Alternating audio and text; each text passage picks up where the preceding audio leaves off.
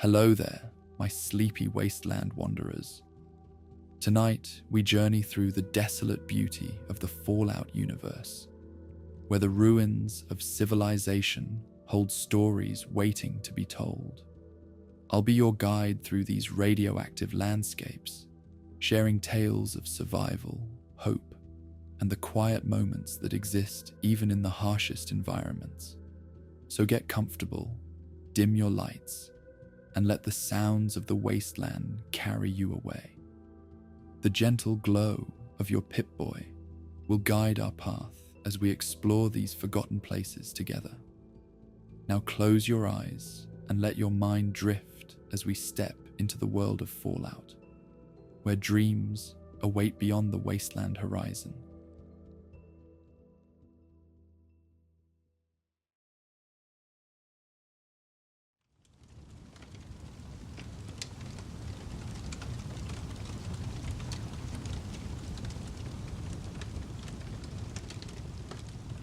Dawn broke over the wasteland with gentle hesitation, the sun's pale light filtering through a thin veil of clouds that softened its edges against the broken horizon.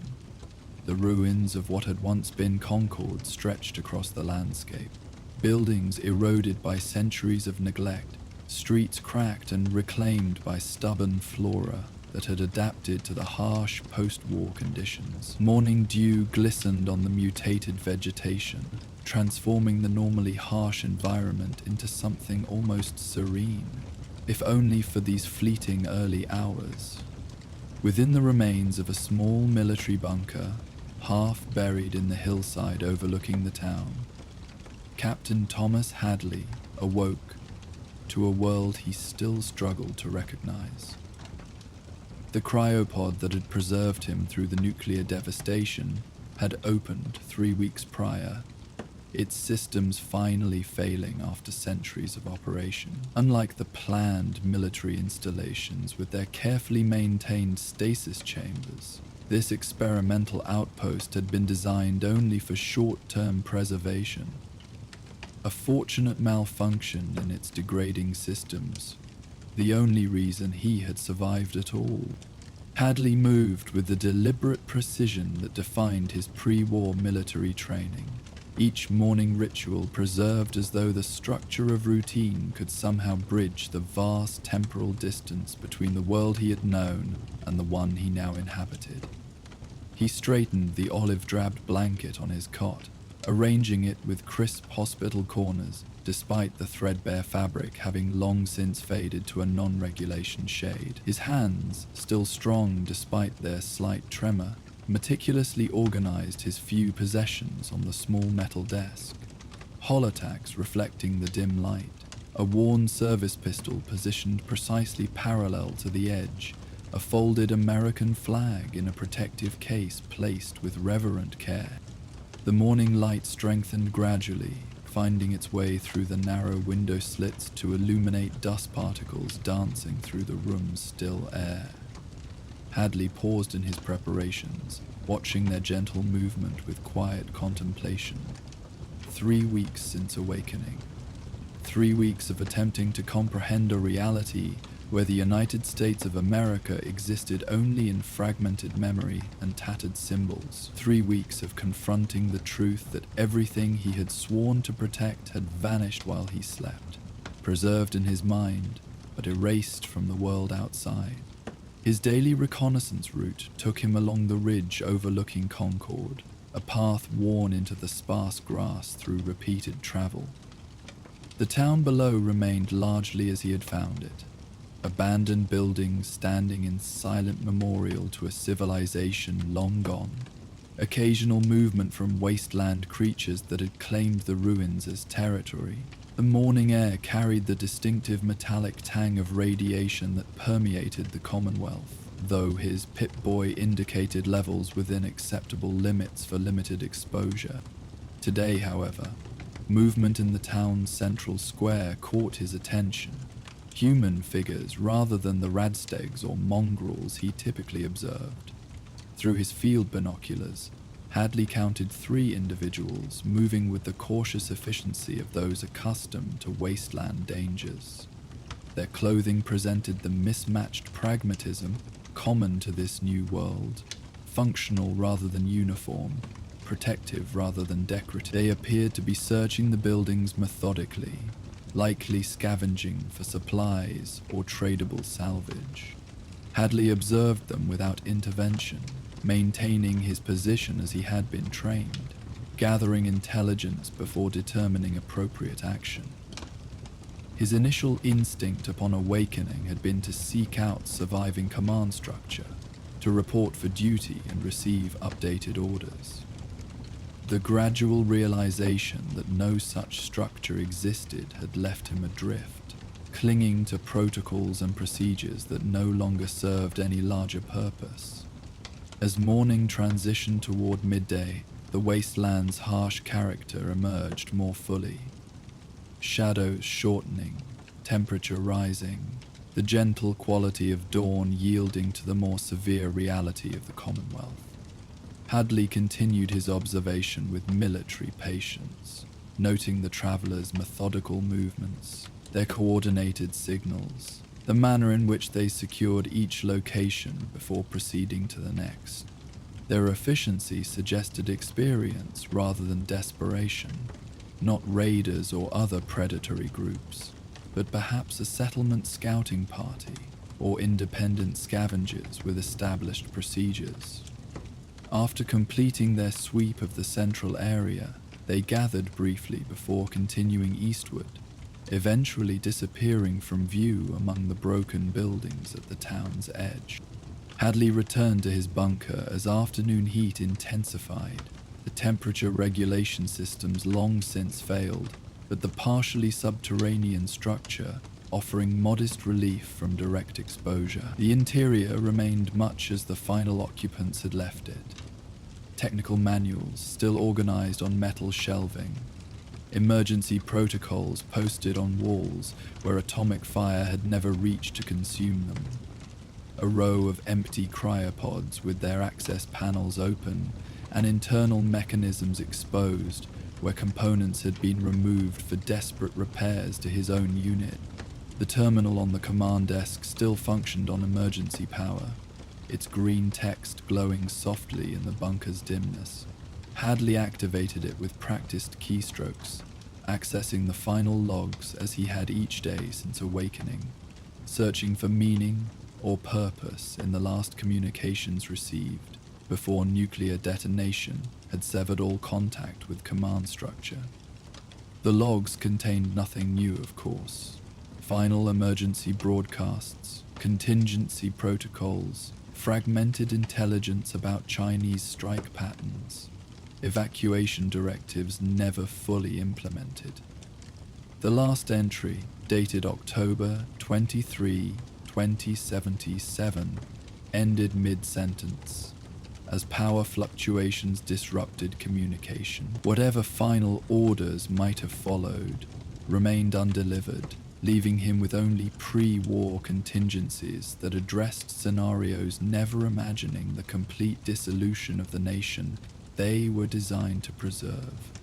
As evening approached, Hadley prepared a modest meal from his dwindling supplies. The military rations he had awakened to find in the bunker's storage would last perhaps another week at current consumption rates. His reconnaissance had identified potential food sources in the surrounding area, mutated flora with apparently edible components, small wildlife that could be hunted with appropriate caution regarding radiation exposure, yet the necessity of adapting to these unfamiliar sources represented another severing of connection to his former existence. Another acknowledgement that pre-war protocols no longer sufficed. The terminal in the corner activated unexpectedly, its screen illuminating with an automated message notification. Hadley moved toward it with immediate attention, decades of military responsiveness overriding the rational knowledge that no new communications could possibly be incoming after centuries of silence. Automated system notification, the green text declared. Power reserves at 12%. Estimated remaining operation time, 72 hours. Recommend immediate system. Shut down and transition to manual archive preservation properly. Hadley acknowledged the notification with a key press, understanding its significance beyond the mere technical statement.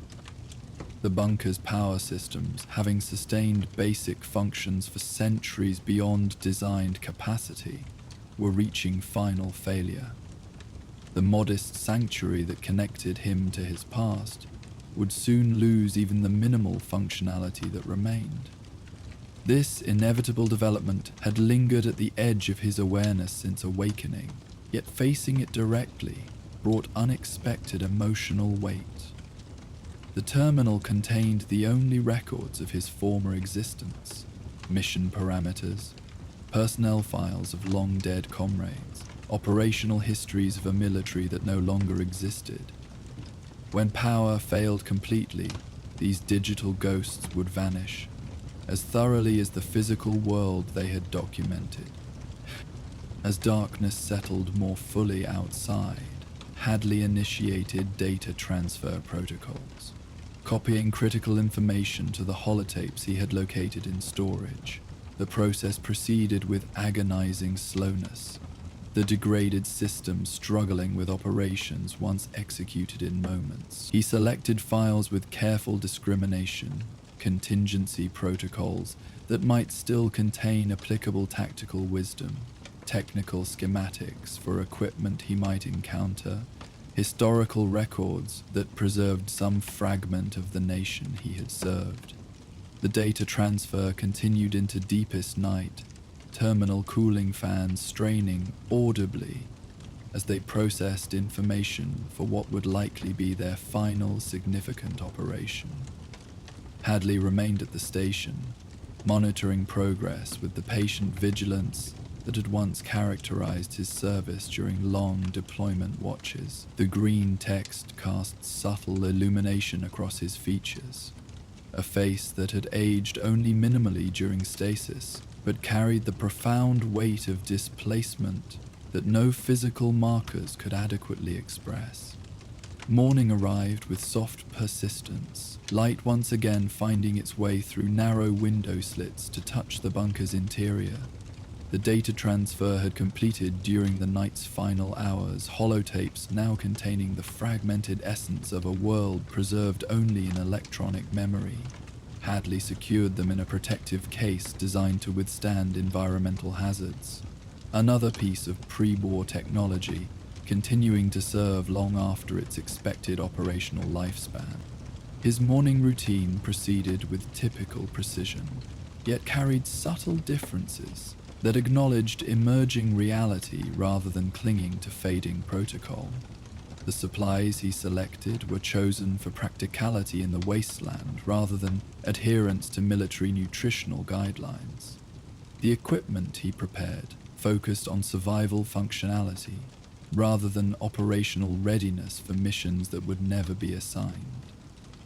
Most significantly, he carefully folded the American flag from his desk, placing it in his pack with respectful acknowledgement rather than leaving it displayed in a bunker soon to lose power completely.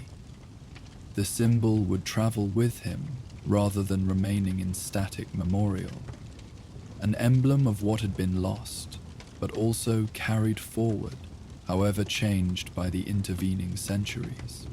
The wasteland outside presented its morning aspect, dew softened and temporarily gentle before the day's heat would restore its more characteristic harshness. Hadley secured the bunker entrance behind him with the knowledge that he might never return, or might find only darkness if he did. The ridge path stretched before him, leading toward Concord and whatever lay beyond, a world transformed by atomic fire and centuries of adaptation to its aftermath. His Pip-Boy indicated increased radiation levels toward the southeast, likely residual from a strike zone still dangerously hot even after centuries. The northwest, however, showed readings within acceptable parameters for extended travel.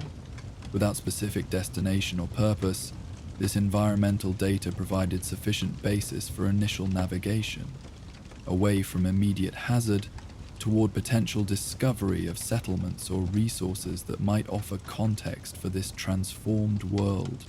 As Hadley crested the ridge that had provided his observation point over previous weeks, the Commonwealth stretched before him in morning clarity, a landscape simultaneously familiar in its geographical features yet profoundly alien in its transformed details. The skeleton of a highway, elevated on massive concrete supports cut across the middle distance, partially collapsed sections creating unintended ramps to nowhere. Beyond it, the distinctive silhouette of downtown Boston rose against the horizon, skyscrapers improbably standing despite centuries of neglect, their windows empty and reflective in the strengthening light. The path downward followed natural contours rather than constructed routes, the pre-war roads having deteriorated beyond practical use in many sections. Hadley moved with careful attention to his surroundings, military training providing advantages in this environment, where threat awareness and tactical movement meant survival. His boots made little sound against the rocky soil, each step placed with deliberate care to avoid both potential hazards and unnecessary noise generation. Near the base of the hill, evidence of recent human activity became apparent. Not the scavenging party he had observed the previous day, but signs of more established presence. A small cooking fire had been constructed, with proper containment stones, now cold but showing repeated use over time. Empty cans and other salvaged containers had been organized for water collection rather than discarded, suggesting resource awareness beyond immediate consumption. Most tellingly, crude but effective warning systems had been established, cans suspended on nearly invisible strings that would alert to approach from common vectors. Hadley assessed these signs with professional evaluation, recognizing the work of someone with either military background or practical wasteland experience. The site showed no indication of radioactivity, no decorative mutilation or threatening displays that characterized such groups, according to information he had gathered from terminal records about post-war faction development. Instead, the organization suggested pragmatic survival goals rather than predatory intent. As he completed his assessment, subtle movement from the tree line at the clearing's edge drew his attention. A figure partially concealed by foliage, observing him with similar tactical caution to his own approach. Hadley made no sudden movements, maintaining non-pressuring posture while remaining aware of potential hostile action. After several moments of mutual observation, the figure emerged from concealment. A woman of perhaps 40 years, weathered by wasteland conditions, but standing with the balanced readiness that suggested combat experience rather than mere survival adaptation. "That's close enough," she called, her voice carrying calm authority rather than aggressive warning. "State your business." The directive might have emerged from any pre-war military checkpoint, its structure familiar despite the informal delivery. Hadley responded with similar protocol, understanding the universal language of security concerns that transcended specific organizational affiliation. "No hostile intent," he replied, keeping his hands visible at mid-height, neither raised in surrender nor positioned for weapon access. "Traveling northwest, saw your camp, thought there might be opportunity for information exchange." The woman studied him with careful assessment, her gaze noting his equipment, posture, and movement patterns with obvious tactical evaluation. "Military background," she observed after a moment, "but not Brotherhood of Steel or Gunners. Something else." This assessment warranted acknowledgement, particularly as it might establish common ground for communication. "United States Army, 108th Infantry Division, Captain Thomas Hadley." The statement produced visible reaction, not alarm, but profound surprise. The woman's tactical reserve yielded momentarily to genuine astonishment. Pre-war military? Actually preserved? Her posture shifted subtly. Professional curiosity temporarily overriding security caution. You're from a vault experiment or something else?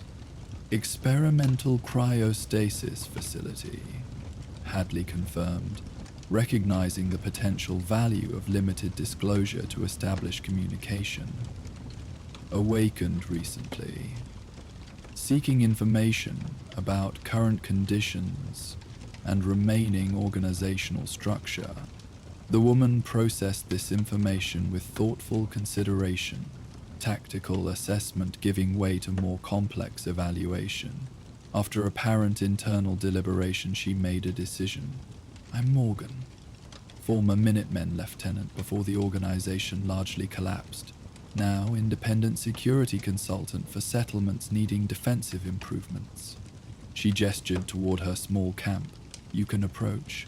Weapons visible but holstered. Standard precaution. Hadley acknowledged this reasonable security measure, maintaining appropriate pace as he moved forward. The camp revealed itself as more sophisticated than initial observation had suggested. Concealed storage caches, layered defensive positions, equipment arranged for both efficient access and rapid evacuation if necessary. The design reflected professional security knowledge applied to wasteland conditions. Take a seat if you want, Morgan offered, indicating a fallen log positioned near the cold fire pit. I've got water if you need it. Clean, radiation-free. This hospitality, conditional but genuine, represented the first actual conversation Hadley had experienced since awakening. He accepted with appropriate appreciation, recognizing both the practical value of water conservation in wasteland conditions and the social significance of shared resources as trust indicated. Morgan rekindled her small fire with practiced efficiency, feeding it carefully selected materials that produced minimal smoke, another indication of security awareness. So, Captain, you've been preserved since before the bombs. That makes you what, over 200 years old chronologically? Correct, Hadley confirmed, though subjectively only a few weeks since the sirens sounded. The facility's emergency protocols activated cryostasis immediately following detection of nuclear detonation. Morgan nodded, processing this information while preparing a small metal pot for water heating. That's going to take some adjustment. The world's changed quite a bit since your time. Not for the better, mostly. Though there are people trying to improve things, rebuild something worthwhile. This opening offered opportunity for the information gathering that represented Hadley's primary objective. The facility records contained fragmented information about post-war development, mentioned groups like the Minutemen you referenced, Brotherhood of Steel, various raider organizations, limited contextual information about their nature or current status. Morgan's expression shifted to something more complex, regret mingled with determination, the look of someone who had witnessed significant failure yet continued forward. The Minutemen were probably closest to what you'd recognize. Civilian militia organized for mutual settlement defense. Protect the people at a minute's notice was the motto.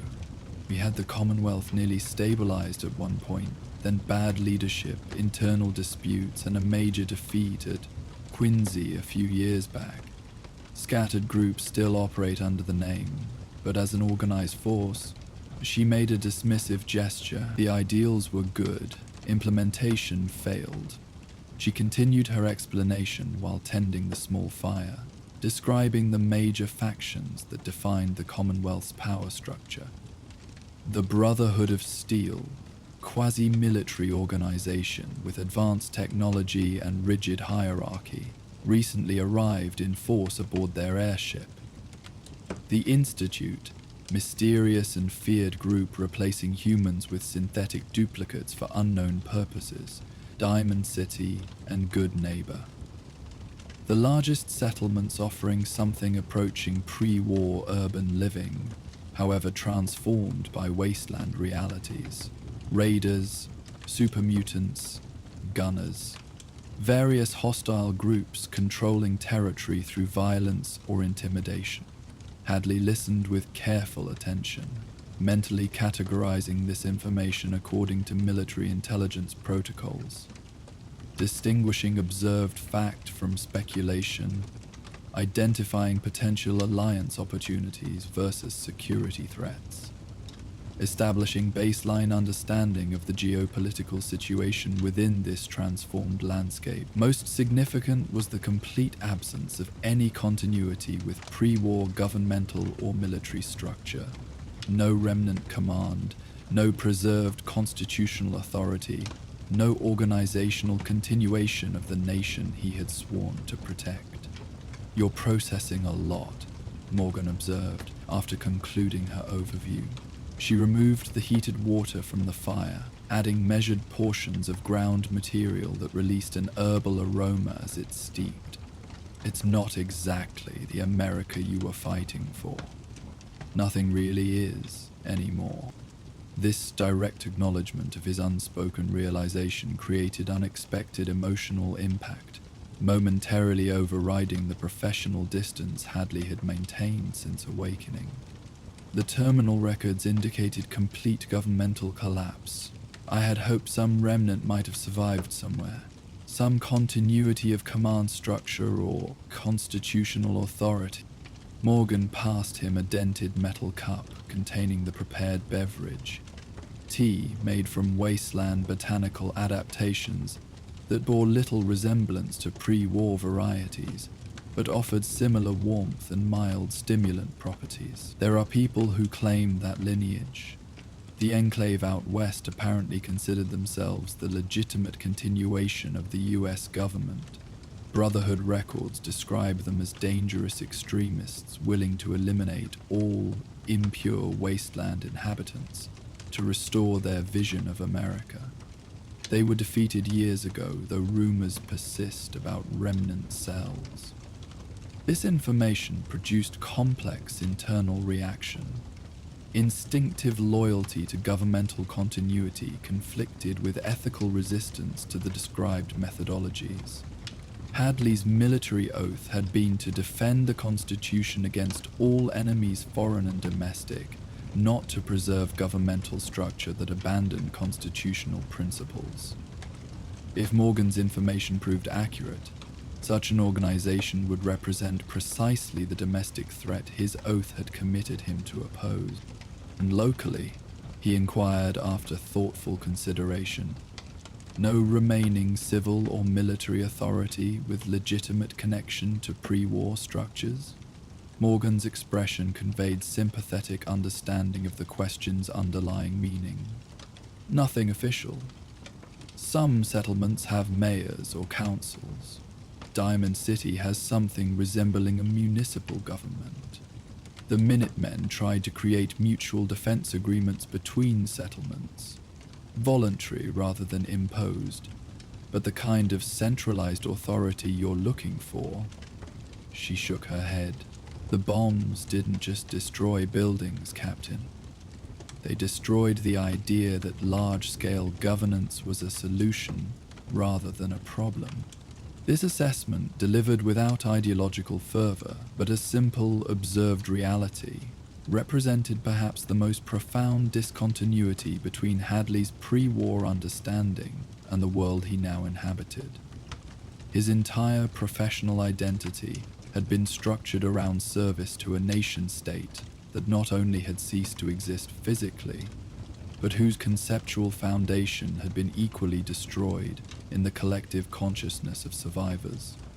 Their conversation continued as morning progressed toward midday, Morgan sharing practical information about wasteland survival, radiation management, safe water sources, hostile wildlife identification, faction territory awareness.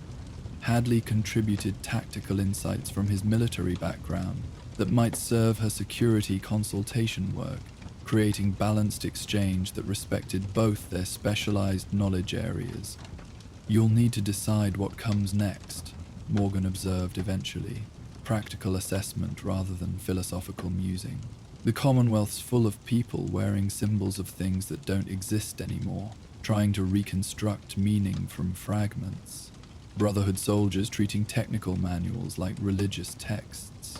Minutemen clinging to Revolutionary War imagery without understanding its context. Raiders building identity around destruction because they can't imagine construction."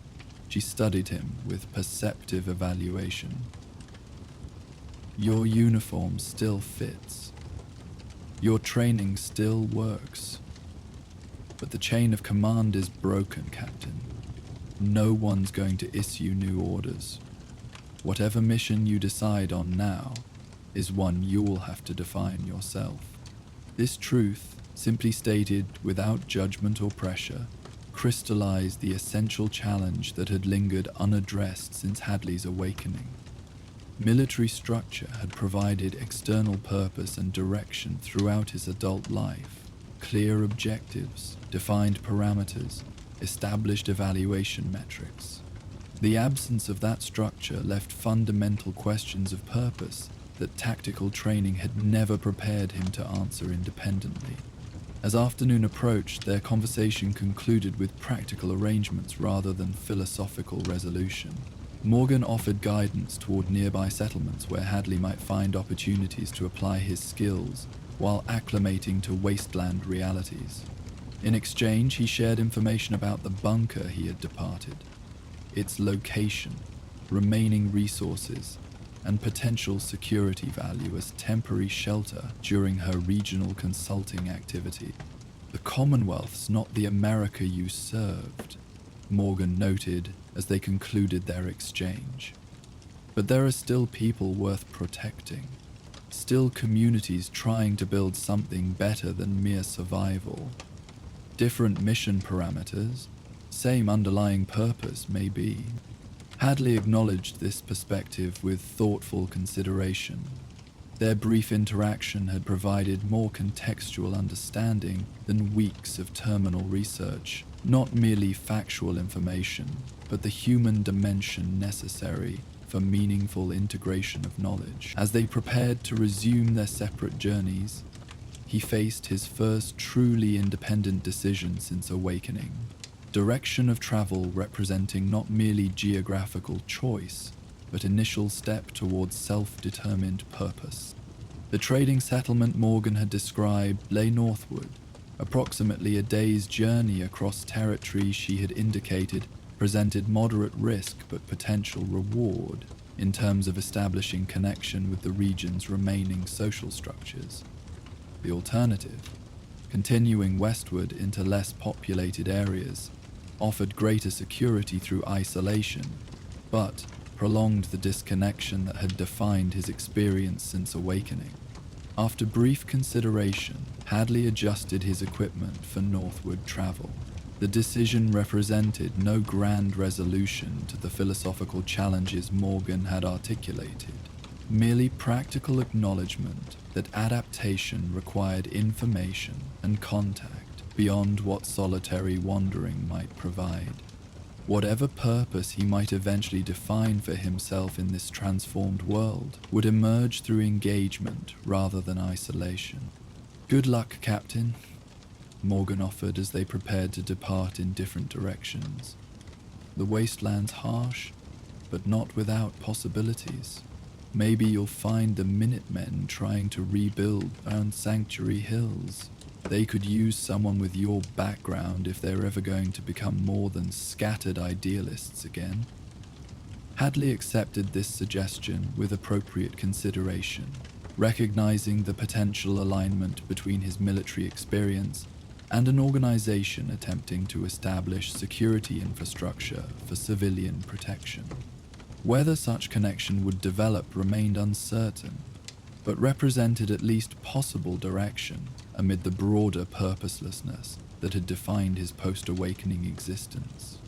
As afternoon sun cast long shadows across the Commonwealth landscape, Hadley began his northward journey with measured pace, appropriate for extended travel through potentially hazardous territory. The weight of his pack pressed familiarly against military-joined shoulders, containing both practical survival supplies and the symbolic burdens of his displaced existence. Holotapes preserving fragments of a vanished world, folded flag representing a nation now existing only in memory, identities still searching for purpose, in a reality never anticipated by the oaths and commitments that had defined his former life. The path led through terrain simultaneously familiar in its geographical features, yet profoundly transformed by nuclear devastation and centuries of adaptation to its aftermath. Trees stood in strange configurations, their forms altered by radiation exposure across generations of mutated growth. Remnants of pre-war infrastructure appeared occasionally. Rusted vehicles half buried in soil accumulation, fragments of asphalt emerging from encroaching vegetation, skeletal power transmission towers standing in eerie silence where no electricity had flowed for centuries. As the day progressed toward evening, Hadley maintained steady advancement while remaining alert to potential hazards. His military training provided advantages even in this transformed environment. Disciplined awareness of surroundings, efficient resource management, tactical assessment of terrain features for both potential threat vectors and defensive utilization if necessary. The structured protocols that had once served nation-state security objectives now applied to individual survival, their purpose narrowed but methodology still relevant. The settlement Morgan had described appeared as sunlight faded toward dusk, a collection of structures built around the shell of a pre-war gas station, its distinctive red rocket emblem still visible despite centuries of weathering. Lights glowed from within mismatched walls constructed of salvaged materials, suggesting both continued habitation and functioning power systems. A small guard post at the perimeter indicated basic security consciousness, though far below military-grade defensive positioning.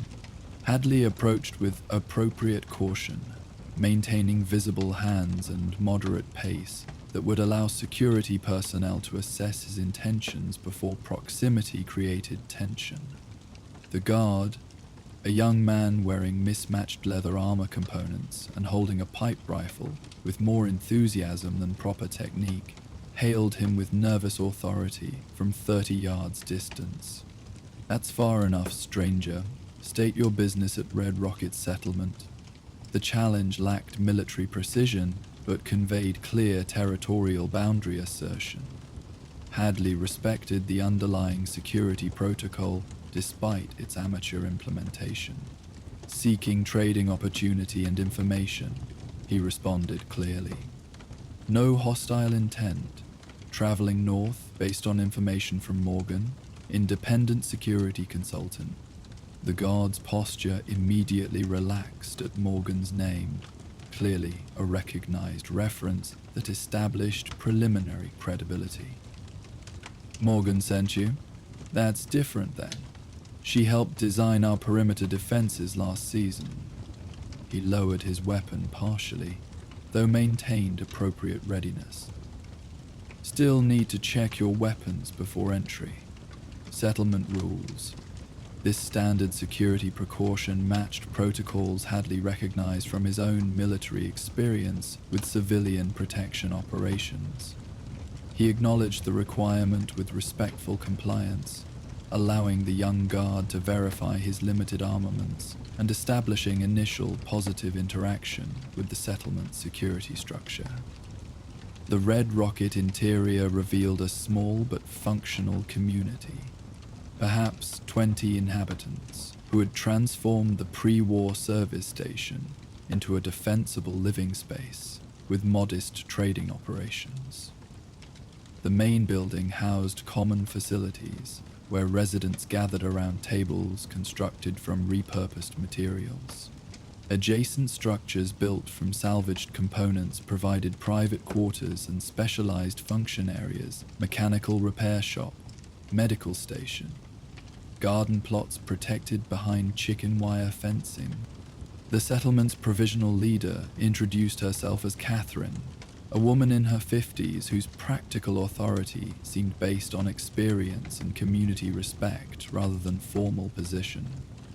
She welcomed Hadley with cautious hospitality after hearing Morgan's name as introduction, offering basic accommodations in exchange for perimeter security assistance that would utilize his military background, while allowing community members to evaluate his reliability before deeper integration. As evenings settled more fully across the Commonwealth, the settlement's rhythms reflected the practical adaptations that had allowed humanity to persist despite nuclear devastation. Communal meal preparation that maximized limited resources, cooperative security rotations, technical knowledge shared through informal apprenticeship rather than institutional education. Children too young for work responsibilities played with toys crafted from salvaged materials, their laughter a surprising counterpoint to the harsh world beyond settlement walls. Hadley accepted the guard position assigned for the evening watch, the familiar routine of security protocols providing comfortable structure amid the broader uncertainties of his displaced existence. From his position near the settlement's northern perimeter, he observed both the community behind him and the wasteland beyond. Two worlds separated by fragile barriers of salvaged materials and collective determination to create something beyond mere survival. The American flag he had carried from the bunker remained carefully folded in his pack, its symbolism neither forgotten nor prominently displayed in this environment where pre-war identities had been transformed by nuclear fire and centuries of adaptation to its aftermath. The nation it represented existed now only in memory and fragmentary records, yet the underlying principles of community protection and mutual support that had formed its better aspirations found expression in settlements like this. Imperfect, struggling, but attempting to reconstruct something with meaning beyond individual survival. As night deepened across the Commonwealth, stars emerged in patterns unchanged by the atomic reshaping of the world below. Hadley maintained his watch with professional vigilance, military discipline serving a community that had never known the nation whose uniform he had worn. Whatever purpose might eventually emerge from his displaced existence remained undefined. Yet, the simple act of contributing to these survivors' security provided immediate meaning amid the broader questions of identity and belonging in a world transformed beyond recognition. The path forward remained uncertain, fraught with challenges both practical and philosophical. Yet within that uncertainty lay possibility as well, the opportunity to define purpose beyond the structures and hierarchies that had previously provided external meaning. The pre-war soldier continued his watch through the Commonwealth night, vigilant against immediate threats, while the deeper questions of his place in this transformed world awaited answers that would emerge only through continued engagement with its harsh but not hopeless reality. While Captain Hadley maintained his vigilant watch over the settlement that had cautiously welcomed him, far across the Commonwealth, another displaced soldier was about to confront his own ghosts. In the sealed chambers of a forgotten military research facility, a former Special Forces operative searched through degraded terminal files, seeking information about the covert operation that had haunted him since before the bombs fell. As our pre-war captain contemplates his new purpose among the settlers, our next tale beckons from shadowed military archives. Join us for the forgotten hero. Twilight settled over the capital wasteland with gentle persistence. the fading light softening the harsh edges of a landscape reshaped by nuclear devastation. Long shadows stretched across broken terrain as the sun descended toward the western horizon, casting the ruins of the old world in amber hues that briefly masked their decay. The air carried the day's residual warmth, gradually yielding to evening's cooler embrace as night approached with quiet inevitability. Major Robert Decker moved through this transitional hour with practiced caution, each step placed with the deliberate precision that had once defined his special operations training. His weathered combat armor bore no insignia or unit markings, identification stripped away years ago when such affiliations lost meaning in a world where nations had ceased to exist. The rifle slung across his back had been meticulously maintained despite its age, its mechanisms cleaned and oiled with the discipline of someone who understood that in the wasteland, equipment failure meant death. The abandoned military research facility rose from the dusty landscape ahead, a concrete structure partially reclaimed by earth and vegetation over the centuries since its construction. Unlike the more prominent installations that had been targeted directly during the nuclear exchange, this site had survived relatively intact, its purpose too classified for inclusion on enemy targeting priority lists.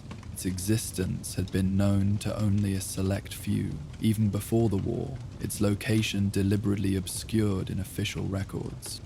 Decker had served as security lead during its final operational phase, overseeing protective details for scientists working on projects too sensitive for public acknowledgement.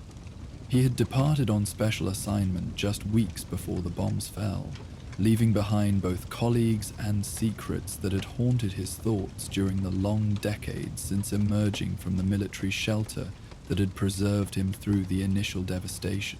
He approached the facility's perimeter with methodical vigilance, Pip-Boy sensors scanning for radiation anomalies or other environmental hazards that might have developed since his last reconnaissance visit 3 months prior. The readings remained consistent with previous measurements. Elevated background radiation, but within acceptable parameters for limited exposure. No unusual chemical contaminants. No significant biological hazards beyond adapted wasteland flora. The main entrance remained sealed, as it had been since the automatic lockdown protocols activated during the nuclear alert. Rather than attempting to breach these still functioning security measures, Decker circled toward the facility's eastern face, where previous exploration had revealed a maintenance access point with less robust protection. The service door, located in a recessed alcove, showed the carefully disguised evidence of his previous entry. Security seals broken, but positioned to appear intact to casual observation. Electronic lock disabled, but housing undamaged to preserve appearance of functionality. He slipped inside with minimal disturbance, closing the door behind him to maintain the facility's sealed environment. The interior corridor greeted him with the distinctive atmosphere of places long abandoned yet preserved. Stale air carrying hints of old paper and electronic components, rather than the more common wasteland odors of decay and radiation. Emergency lighting still functioned in intermittent sections, powered by auxiliary systems designed to maintain minimal operations through extended periods without maintenance. Decker activated his Pip-Boy light to supplement the dim illumination, casting a soft green glow across walls still bearing their original military grey paint, now faded but remarkably intact compared to most pre-war structures exposed to wasteland conditions. The facility's internal signage remained legible. Directional indicators and room designations providing navigation through the complex layout designed to compartmentalize information among different research divisions. His destination lay in the facility's central archival section, a secured records repository where classified project documentation had been maintained under stringent access protocols. During his previous expedition, technical difficulties with the aging computer systems had prevented complete access to the files he sought. The compact diagnostic tools and power modules acquired during the intervening months would hopefully overcome these limitations, allowing retrieval of information that had remained elusive since his emergence into the post-war world. The journey through deserted corridors proceeded without incident, each intersection and security checkpoint familiar from both pre-war service and recent exploration.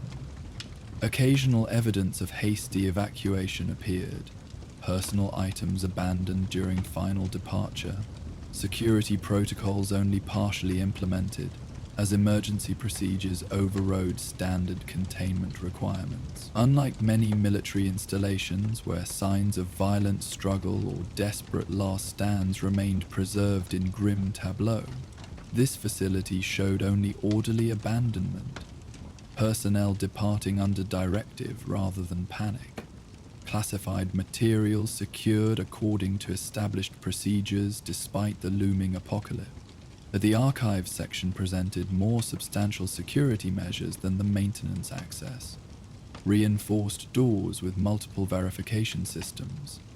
Surveillance equipment designed to monitor and record all entry events.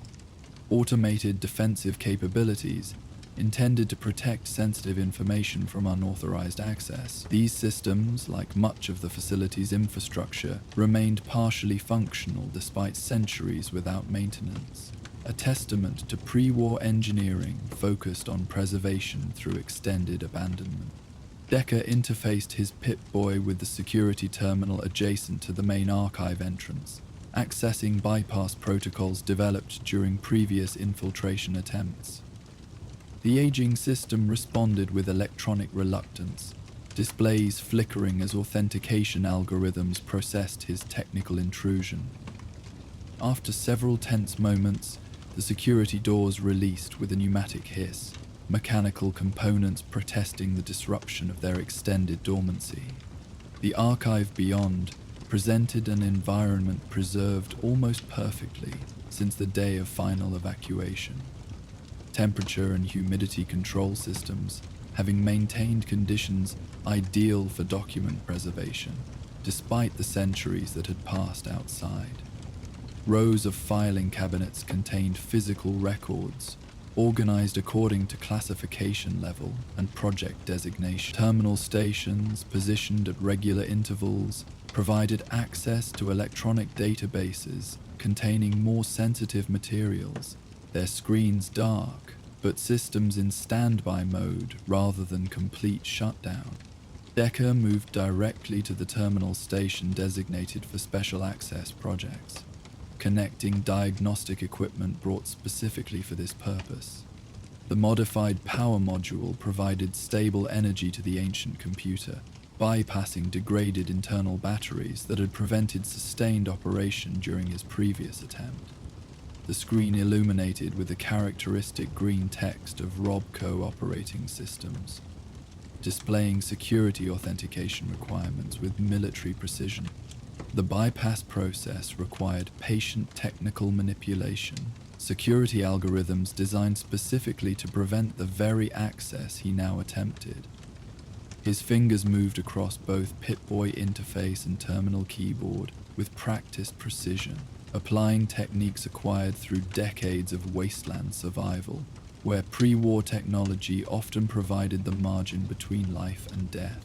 Error messages appeared and were methodically addressed, authentication requirements identified and circumvented, system architecture gradually yielding to persistent technical pressure.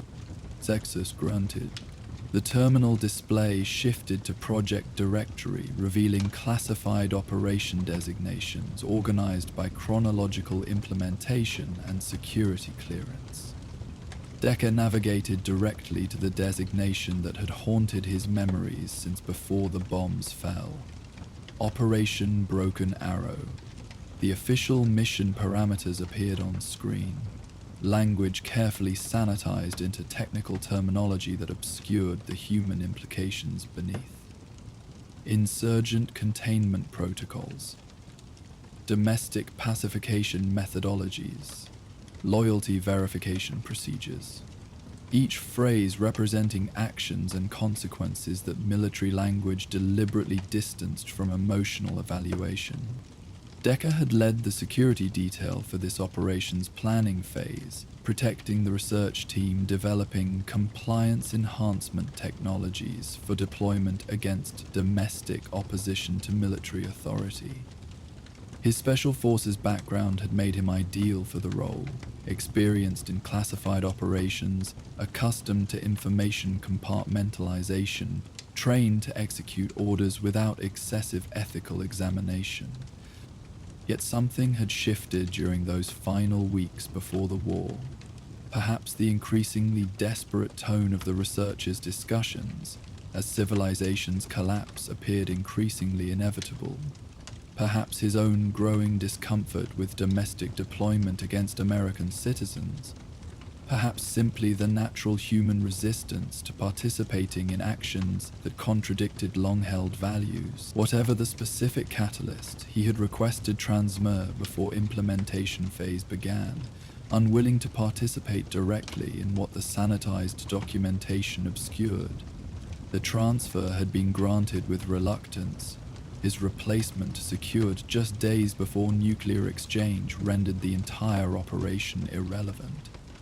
He had departed for assignment at a military shelter project in West Virginia, a position that ultimately preserved his life through the initial devastation. The shelter's experimental stasis systems had maintained him in suspended animation for decades, rather than the intended 18 months, releasing him into a world transformed beyond recognition, where the nation, government, and military structure he had served no longer existed in any meaningful form.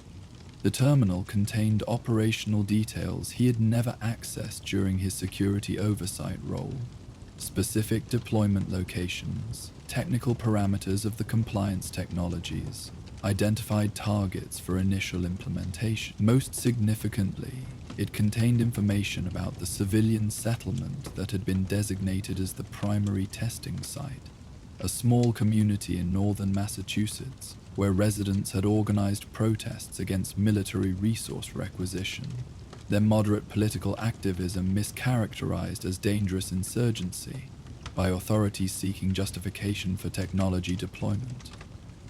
The planned operation had never been implemented, the bombs falling before military units could be deployed to the designated community.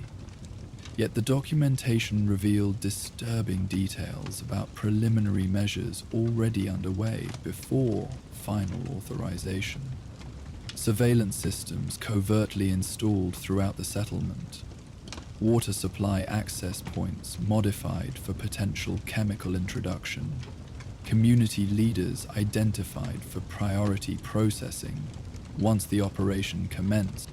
Decker's fingers paused over the terminal keyboard as he processed this information.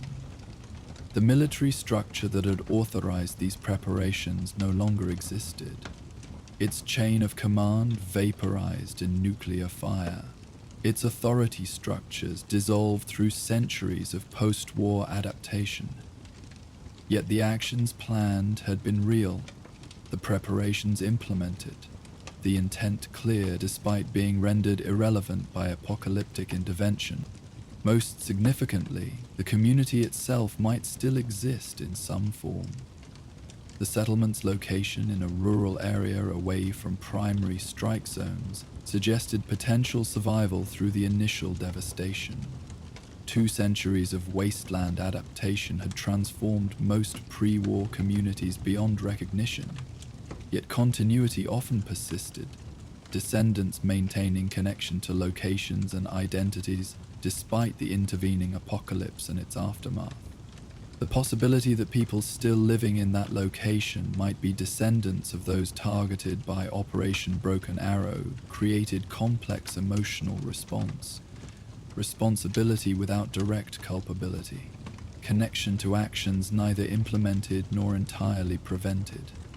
Though he had removed himself from direct participation, His role in protecting the operation's development phase implicated him in its intended implementation, however interrupted by nuclear intervention. These thoughts occupied Decker's mind as he continued accessing the terminal's information, downloading critical details to his Pip-Boy for preservation beyond the facility's protected environment. The settlement's exact location, the names of community leaders identified for processing, the technical specifications of surveillance equipment installed before final authorization.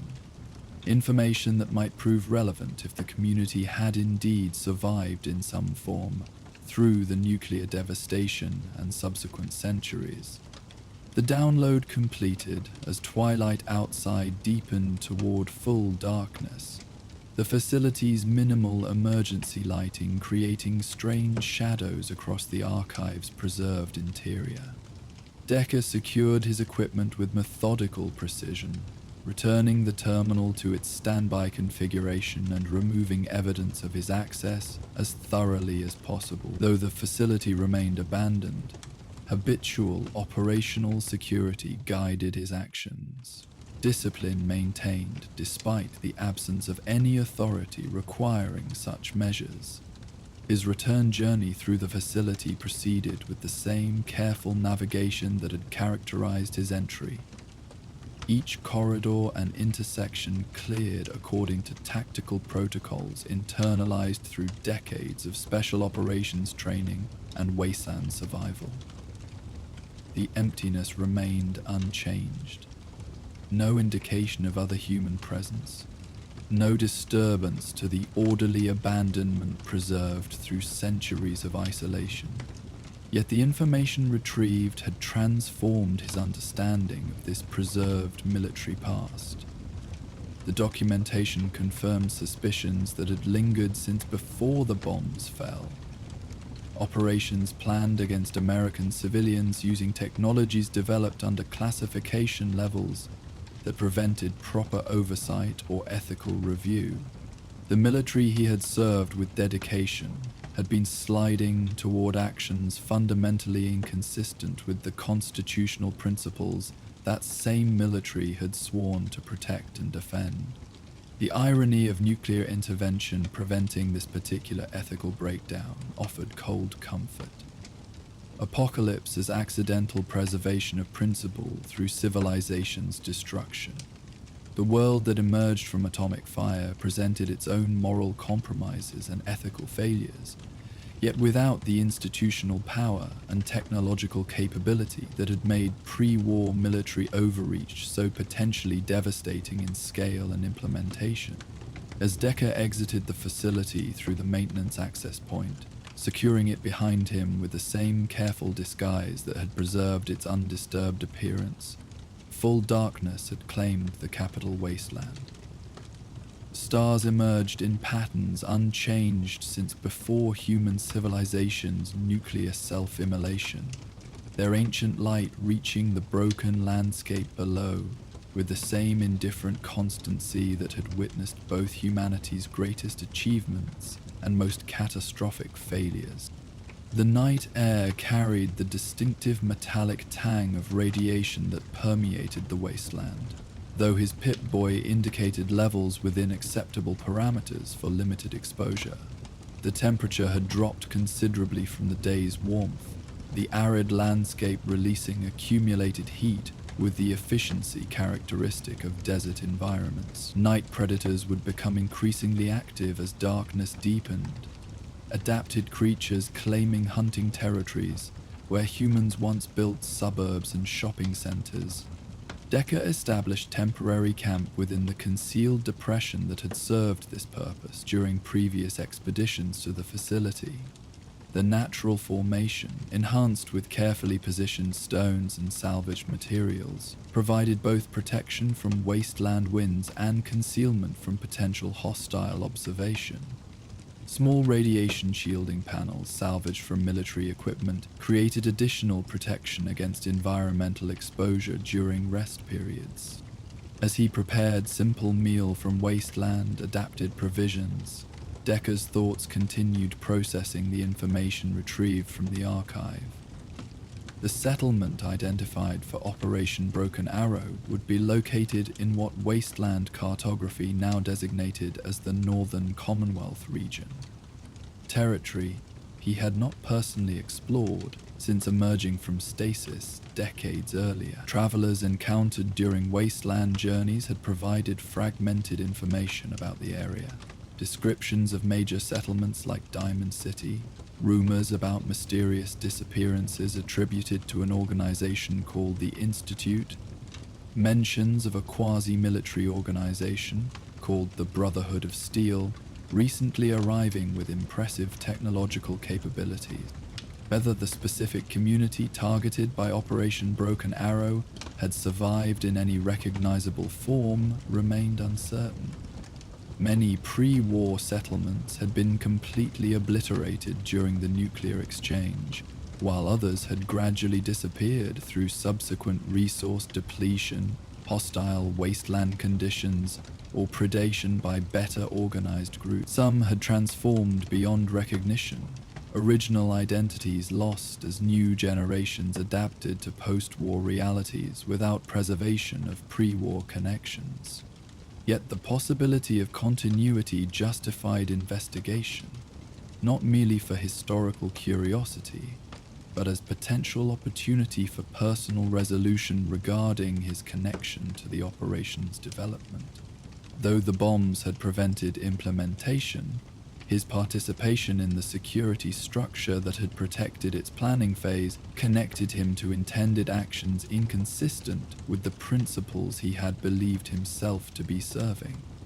The notion of seeking this settlement, of discovering whether descendants of the targeted community still existed, presented complex emotional implications. What purpose would such contact serve after centuries of separation from the planned operation? What meaning could acknowledgement or even apology hold when the institutional structures responsible had been erased through nuclear fire? What reception might a former Special Forces operative receive from a community whose ancestors had been designated as insurgents requiring military pacification? These questions remained unresolved as Decker completed his simple meal and established security perimeter around his temporary camp.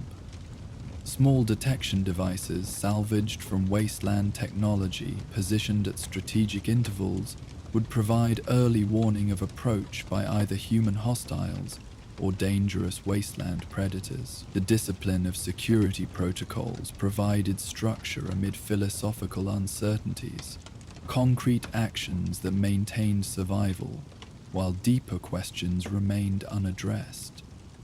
As the capital wasteland night deepened toward midnight, Decker reviewed the information downloaded to his Pip-Boy maps, identifying the settlement's precise pre-war location, operational details about surveillance equipment installed before authorization, names of community leaders designated for priority processing. The technical language maintained emotional distance from human implications.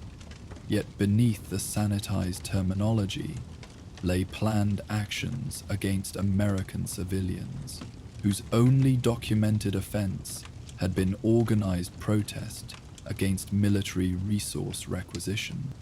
Sleep came gradually, his trained awareness maintaining peripheral vigilance even as consciousness receded. Decades of wasteland survival had developed the ability to rest without completely surrendering security awareness, a skill that had preserved his life through countless nights in hostile territory, where full unconsciousness would have meant death. The capital wasteland night continued its measured progression overhead, stars wheeling slowly through patterns unchanged by the atomic reshaping of the world below. Morning arrived with characteristic wasteland clarity, brilliant sunlight emerging above the eastern horizon to illuminate a landscape where shadow and light created stark contrast.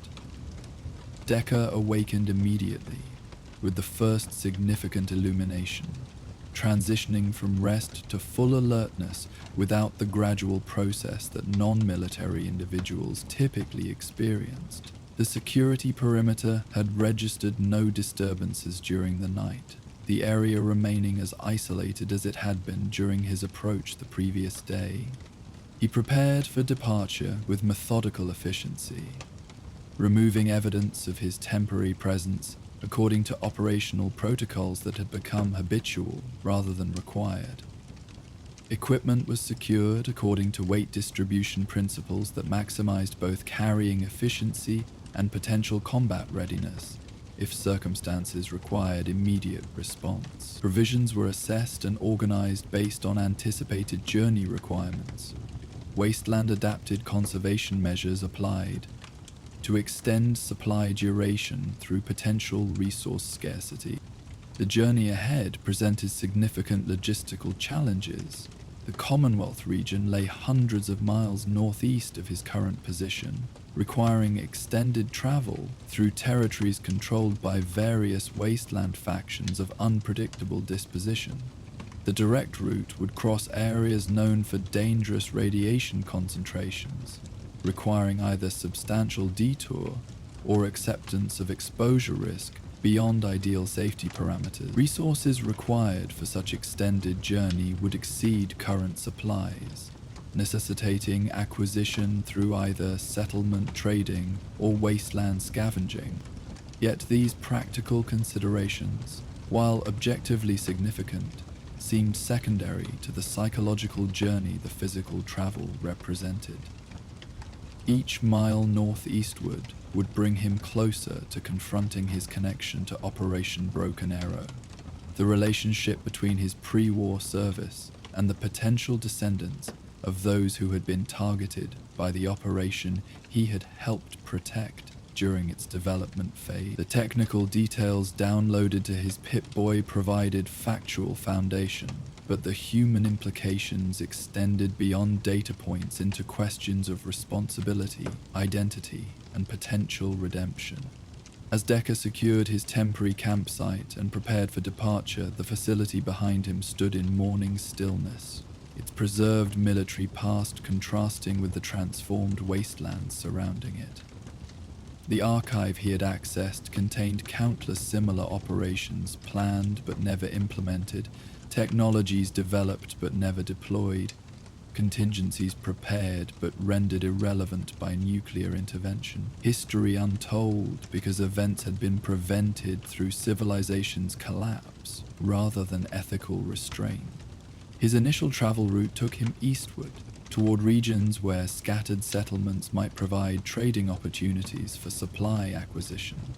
The morning landscape gradually transformed from the facility's immediate surroundings, predominantly arid terrain with sparse adapted vegetation, to more varied topography, where occasional water sources supported greater biological diversity. Radiation-adapted flora displayed evolutionary characteristics impossible in pre-war environments.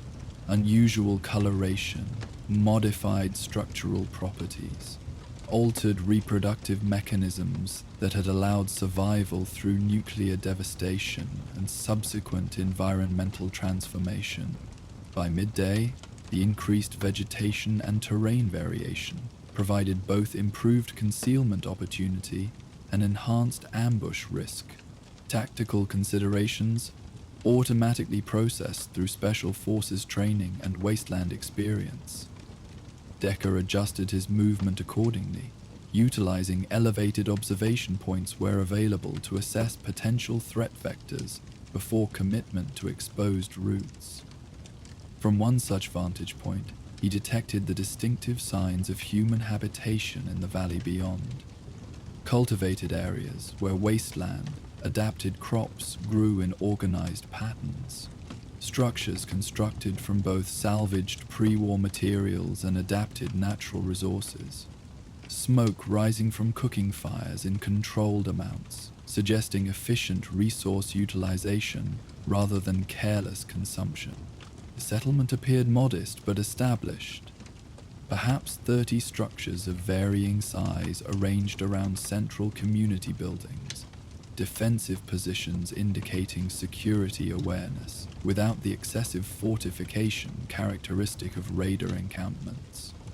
Several Brahmin grazed in a penned area at the settlement's edge, their distinctive two-headed profile unmistakable even at distance. Children were visible in a central area, engaged in structured activities suggesting educational or training functions rather than merely unsupervised play. Decker observed the settlement with professional assessment, noting defensive capabilities, resource production, organizational indicators suggesting governance structure rather than merely collected individuals.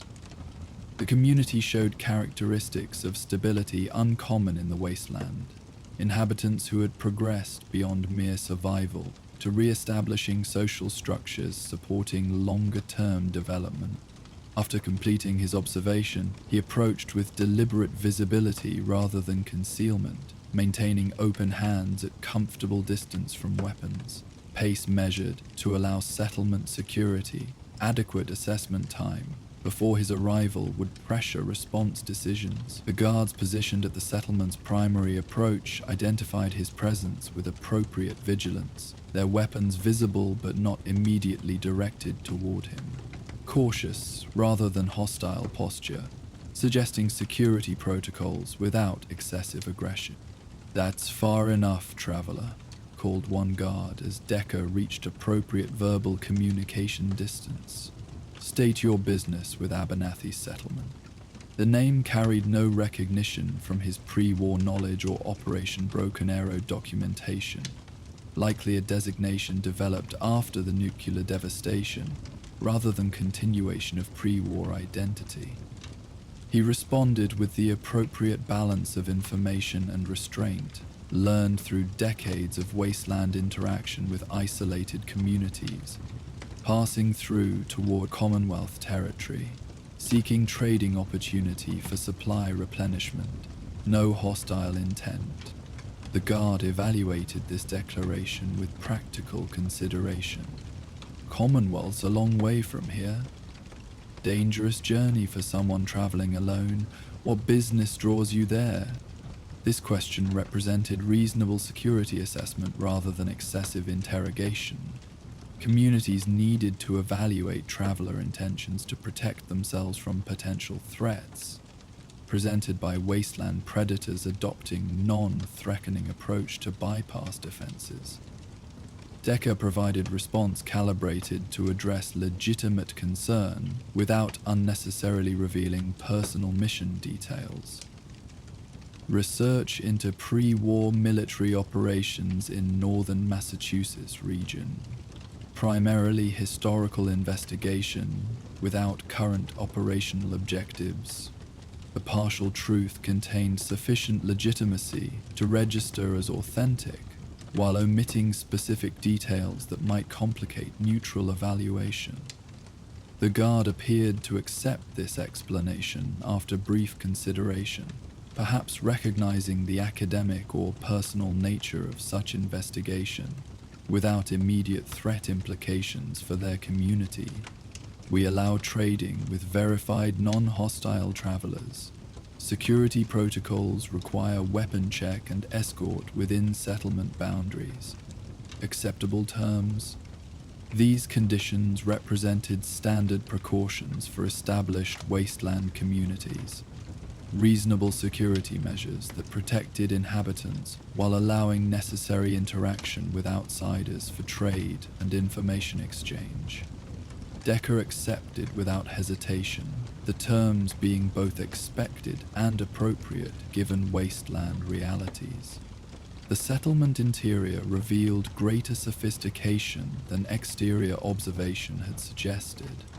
Irrigation systems utilizing adapted pre-war technology, structural reinforcement techniques demonstrating engineering knowledge beyond mere scavenging capability, organized community spaces suggesting governance rather than merely collective habitation.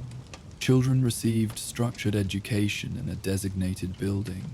Adults performed specialized functions beyond mere survival tasks. Preservation techniques for agricultural production indicated planning beyond immediate consumption.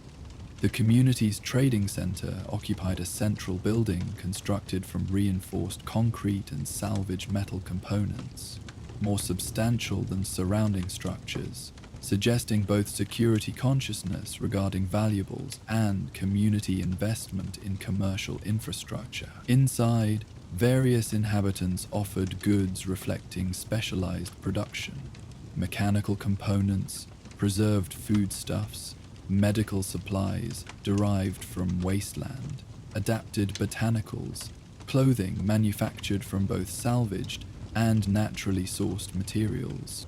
Decker conducted his resupply with efficient precision, acquiring necessary provisions through exchange of mechanical components and medical supplies retrieved during previous wasteland exploration. The settlement's traders demonstrated fair valuation practices rather than exploitative pricing for outsider interaction, another indicator of stability in governance and long-term community development perspective. During these exchanges, he gathered information about the northeastern territories through casual conversation, traveler reports about Commonwealth conditions, faction influences affecting regional stability, potential hazards for individual journeying through uncertain territories. The information emerged gradually through natural discussion rather than directed interrogation, preserving both his privacy regarding specific mission objectives and the settlement's security regarding potentially sensitive regional knowledge. Commonwealth's complicated territory these days, noted an older trader as they concluded exchange of preserved provisions for small mechanical components. Institutes got everyone jumping at shadows, replacing people with synthetic duplicates. Brotherhood of Steel arrived with their airship, imposing order whether locals want it or not. Various raider groups battling for territory, while everyday folks just try to survive between the big players. This assessment aligned with fragmentary information Decker had gathered previously. The region characterized by competing factions rather than unified governance. Technological disparities creating power imbalances between different groups. Civilian populations caught between factions, pursuing disparate agendas with minimal consideration for collateral impact. Any information about smaller settlements in the Northern Commonwealth, he inquired, maintaining casual tone while seeking information potentially relevant to his specific objective. Particularly communities with pre-war origins, rather than post-war establishment. The trader considered this question with thoughtful evaluation. Several claim pre-war foundations. Diamond City built inside old baseball stadium, Bunker Hill around historical monument, smaller places too. Sanctuary Hills supposedly existed before bombs fell, though rebuilt recently by Minutemen, supporting settlements trying to establish network throughout the region. This last reference caught Decker's particular attention. The name Sanctuary Hills appearing in the Operation Broken Arrow documentation as a community adjacent to the primary target settlement. The reference suggested potential continuity in regional habitation, despite the intervening centuries and nuclear devastation, perhaps even preservation of community identity across generations of wasteland adaptation. His resupply completed efficiently, Decker departed the settlement with appropriate acknowledgement of hospitality extended. The traders had provided valuable provisions for his continued journey, alongside information that refined his understanding of the Commonwealth region. Most significantly, the reference to Sanctuary Hills offered potential waypoint for his investigation, a location connected to his target area with confirmed current habitation according to reasonably recent reports. As afternoon gradually yielded toward evening, Decker established temporary camp at appropriate distance from recently departed settlement, close enough to benefit from its defensive proximity regarding wasteland predators, far enough to avoid appearance of lingering beyond legitimate interaction. The simple shelter constructed from portable components provided minimal environmental protection while maintaining mobility priority appropriate for extended journey. While preparing evening provisions, he reviewed the Operation Broken Arrow documentation on his Pip-Boy, examining community maps with renewed attention given the information acquired regarding current Commonwealth settlements. The pre-war community targeted for operation implementation had been designated Concord in official documentation, a small town northwest of Boston proper, selected for its manageable size and geographical isolation that would limit external observation during initial deployment. The adjacent community mentioned, Sanctuary Hills, had been identified as secondary containment zone to prevent civilian movement away from primary operation area. The documentation included surveillance notes regarding connections between the communities, identifying individuals who regularly traveled between locations for commerce or social purposes.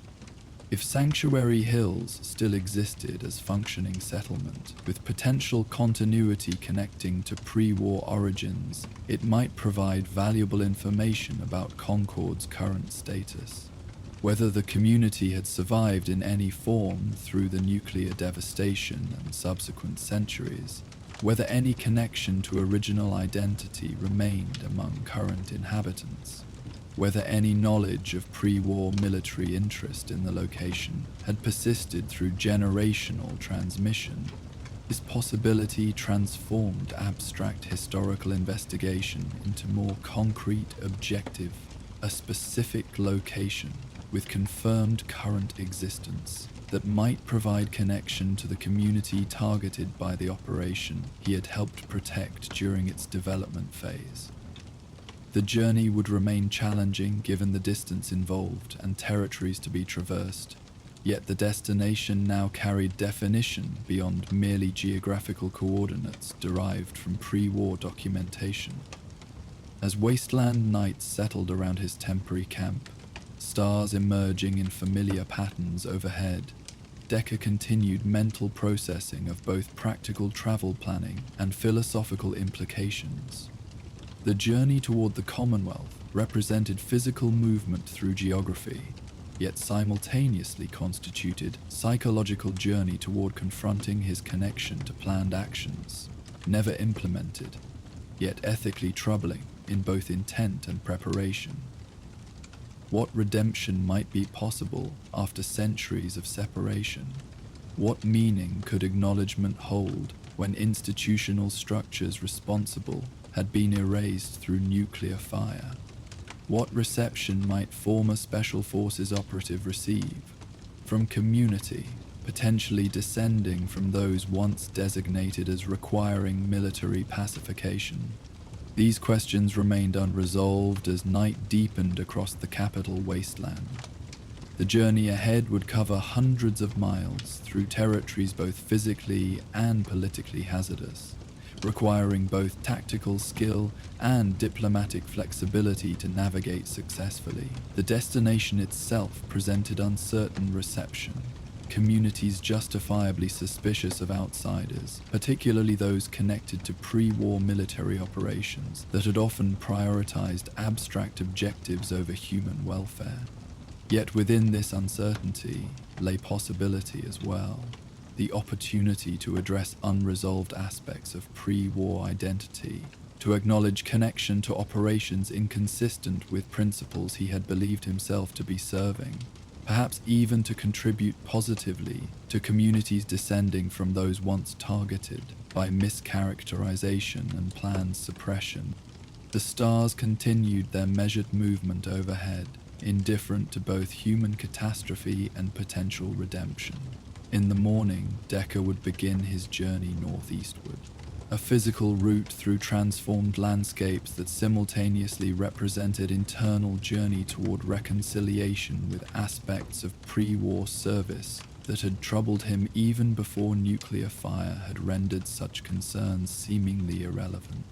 Perhaps in the Commonwealth, among possible descendants of those once designated as requiring compliance enhancement, some resolution might be found.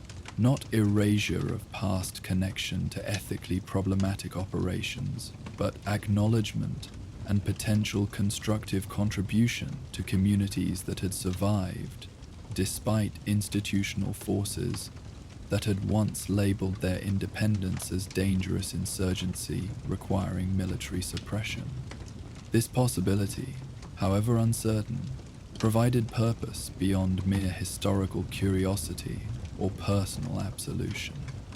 The journey ahead represented opportunity to transform past connection to planned suppression into present contribution to community preservation.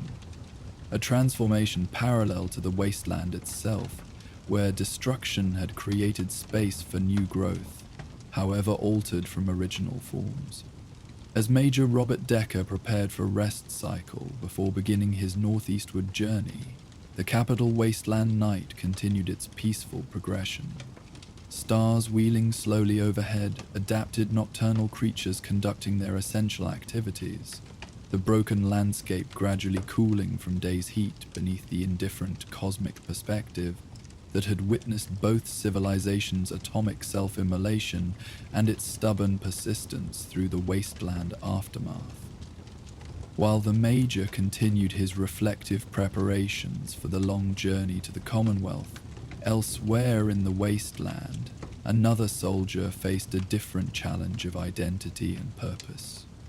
In the shadows of a forgotten military outpost, a former officer discovered disturbing evidence of experimental protocols conducted on the very soldiers who had once served under his command. As our Special Forces operative contemplates redemption in the ruins of the old world, our next tale beckons from a facility where loyalty became madness. Join us for The Broken Shield.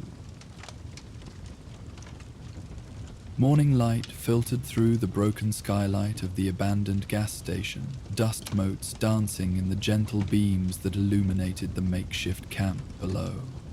Lieutenant Colonel James Garrison awakened with the disciplined immediacy characteristic of career military personnel, consciousness arriving completely rather than gradually, decades of training having eliminated the luxury of slow transition from sleep to alertness. His eyes opened to the familiar sight of cracked ceiling tiles and exposed support beams, the temporary shelter having served as base of operations during his 3-day reconnaissance of the surrounding territory.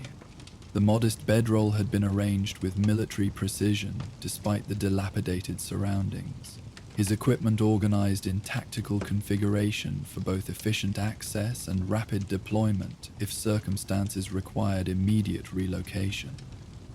A small cooking station occupied the former service counter, utensils and provisions arranged according to field protocols long rendered unnecessary by the dissolution of the military structure that had once required such standards. Garrison rose and began his morning routine with methodical consistency. Physical conditioning exercises modified for the confined space. Equipment inspection conducted with systematic thoroughness. Provisions prepared with attention to resource conservation appropriate for extended field operations. The practiced rhythm of these activities provided comforting structure amid the broader purposelessness that had characterized much of his existence since emerging from stasis 2 decades earlier. His uniform, maintained with remarkable preservation despite the intervening centuries and wasteland conditions, bore the insignia of the United States Army 5th Infantry Division, identification rendered meaningless by nuclear fire, yet maintained as connection to identity, otherwise dissolved through apocalypse and its aftermath. The lieutenant colonel's rank markers gleamed with recent polishing, their symbolic authority preserved, though the chain of command they represented had ceased to exist when civilization collapsed into atomic devastation. As Garrison completed his preparations for the day's reconnaissance, he reviewed the information collected during previous exploration. The region contained standard wasteland hazards, radiation pockets requiring detour or protected traversal, adaptive wildlife presenting varying threat levels depending on territorial behaviors, occasional raider groups operating from temporary encampments rather than established bases. Settlements appeared limited to scattered individual homesteads rather than organized communities, their inhabitants demonstrating the characteristic wariness of isolated wasteland survivors. Most significantly, he had identified potential military installation approximately 15 miles northwest of his current position. Structural configuration consistent with pre-war forward operating base design. Perimeter remaining partially intact despite centuries of environmental exposure.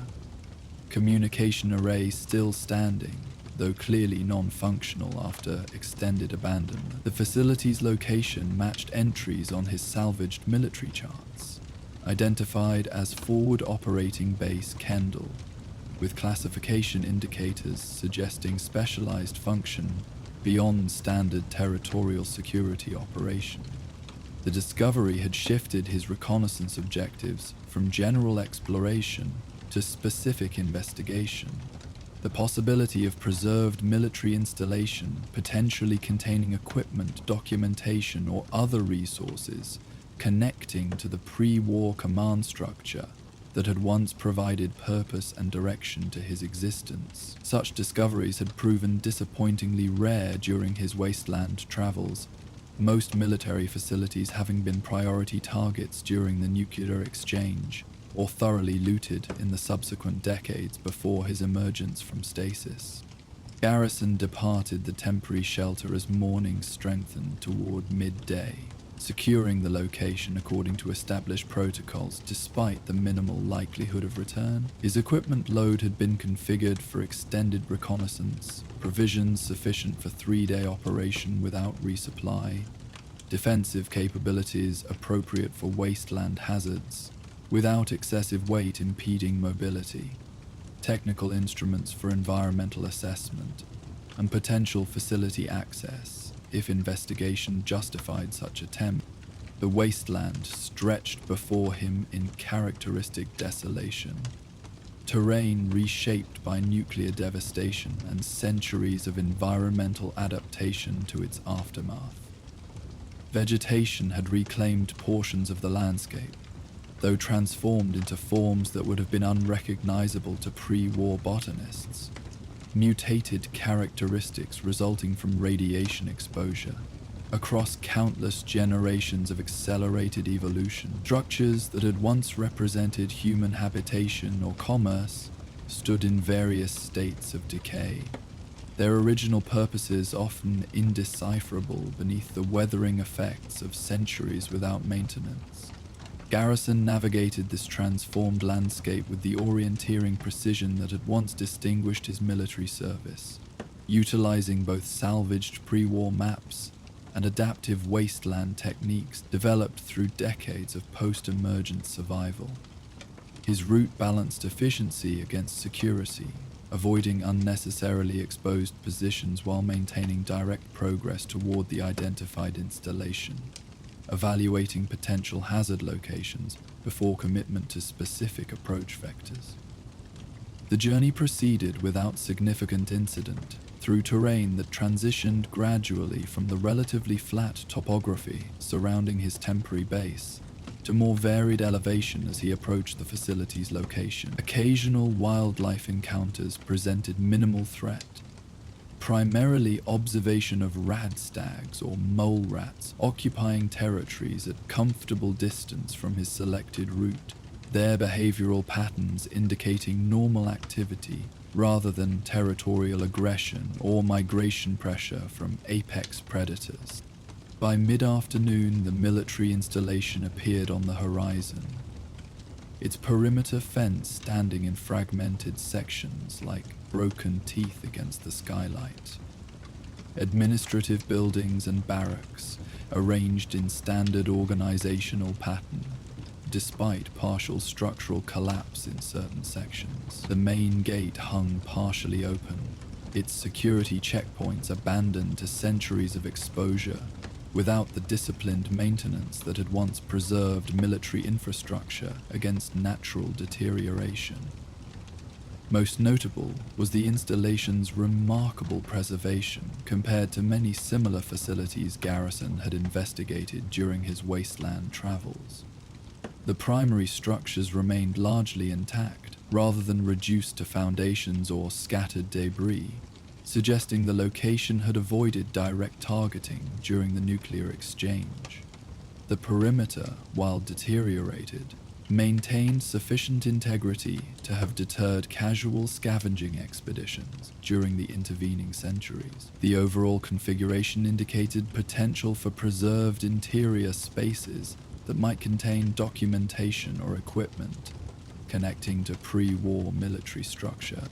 Garrison approached with professional caution, establishing observation position at appropriate distance to assess potential security concerns before commitment to entry. Unlike civilian locations where wasteland hazards primarily consisted of environmental factors or hostile human occupation, military installations presented unique considerations. Automated defense systems occasionally remaining functional despite centuries without maintenance. Security protocols designed specifically to remain operational through extended abandonment. Containment measures for classified projects, sometimes creating unintended hazards after systematic breakdown. His observation revealed no immediate indicators of active threats. No movement suggesting current human occupation, no operational lighting or other power indicators, no evidence of recent access or scavenging attempts. The facility appeared genuinely abandoned, preserved through isolation rather than continued utilization by wasteland factions. After completing standard observation protocols, Garrison advanced toward the main entrance with tactical awareness appropriate for uncertain interior conditions despite external appearance of abandonment. The administration building presented standard military configuration.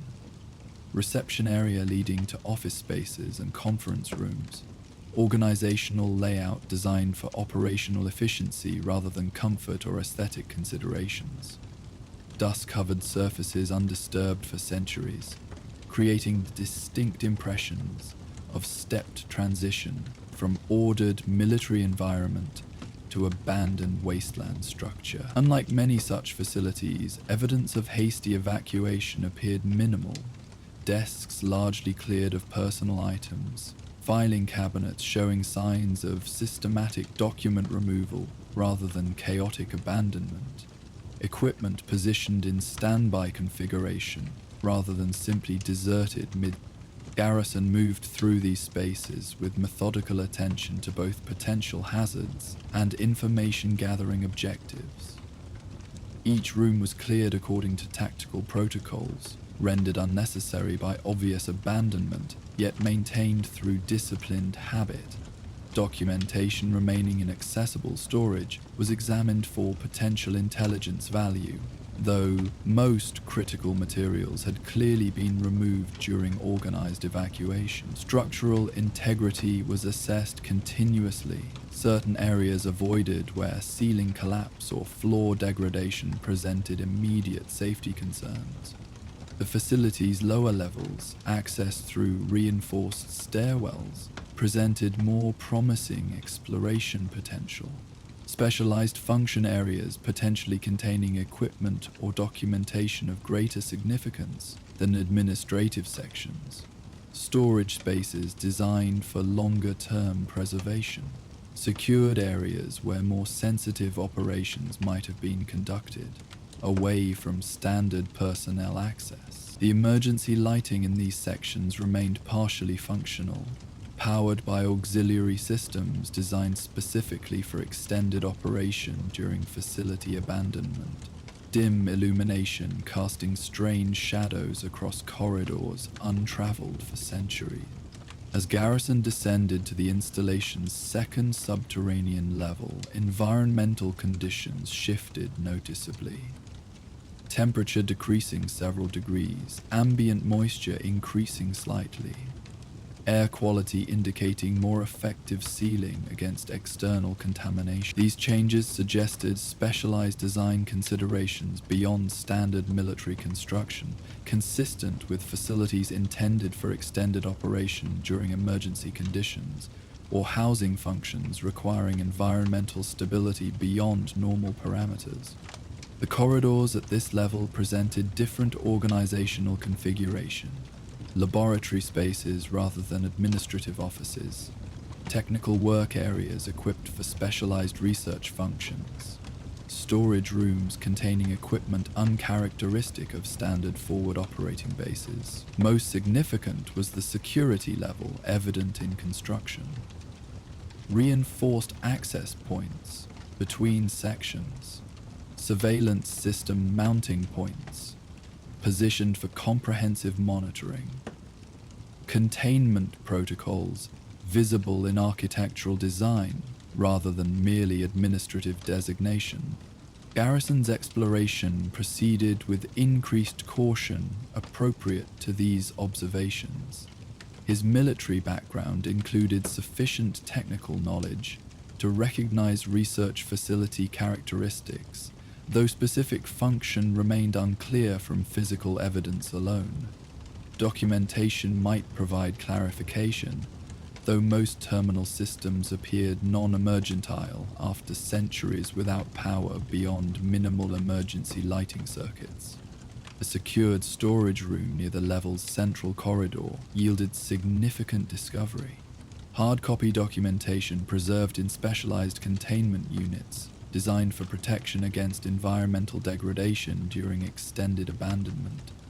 Unlike digital systems requiring power for access, these physical records remained available for examination despite facility shutdown. Garrison retrieved selected materials with careful handling appropriate for fragile documentation, establishing temporary review station in adjacent conference room, where emergency lighting provided sufficient illumination for examination. The documents revealed operational parameters beyond standard military assignments. Research designation, Project Guardian, with classification indicators exceeding Garrison's pre-war security authorization despite his lieutenant colonel rank. The facility had apparently been established for development and implementation of experimental protocols related to soldier enhancement. Physiological modifications designed to create specialized infantry capabilities through controlled mutation rather than mechanical augmentation like power armor. Initial research summaries described theoretical applications with appropriate military terminology, enhanced environmental adaptation capabilities, radiation resistance modifications, sensory improvement protocols that would allow operation in conditions otherwise prohibitive to conventional forces. The clinical language maintained emotional distance from methodologies involved, focusing on potential tactical advantages rather than human implications for subjects undergoing experimental procedures. As Garrison continued examining documentation in chronological sequence, operational tone shifted subtly but significantly. Research notes indicating increasing desperation as global conditions deteriorated toward nuclear exchange. Authorizations for procedure implementation despite incomplete safety verification. Accelerated subject processing despite documented concerns from medical personnel regarding long-term physiological stability. Most disturbing were personnel assignment records indicating source of experimental subjects. The installation's own security detachment gradually transitioned from protection duty to research participation as project urgency increased during final months before the bombs fell. The documentation included medical records showing progressive implementation across entire detachments rather than limited volunteer participation. Authorization signatures from command structure sacrificing conventional forces for experimental outcomes as war footing intensified. This discovery created complex emotional response beyond Garrison's typical professional detachment during reconnaissance operations. recognition that soldiers under similar command structure to his own pre-war service had been utilized as experimental subjects without appropriate consent protocols or ethical oversight. The abandoned facility represented not merely military infrastructure rendered irrelevant by nuclear intervention, but manifestation of institutional betrayal hidden beneath classification barriers and emergency authorizations. His continued exploration acquired greater purpose beyond general information gathering, understanding what had ultimately happened to the installation's personnel following experimental protocol implementation, determining whether any subjects had survived either the procedures or subsequent nuclear devastation, locating any additional documentation regarding command authorization chain leading to such ethical compromise.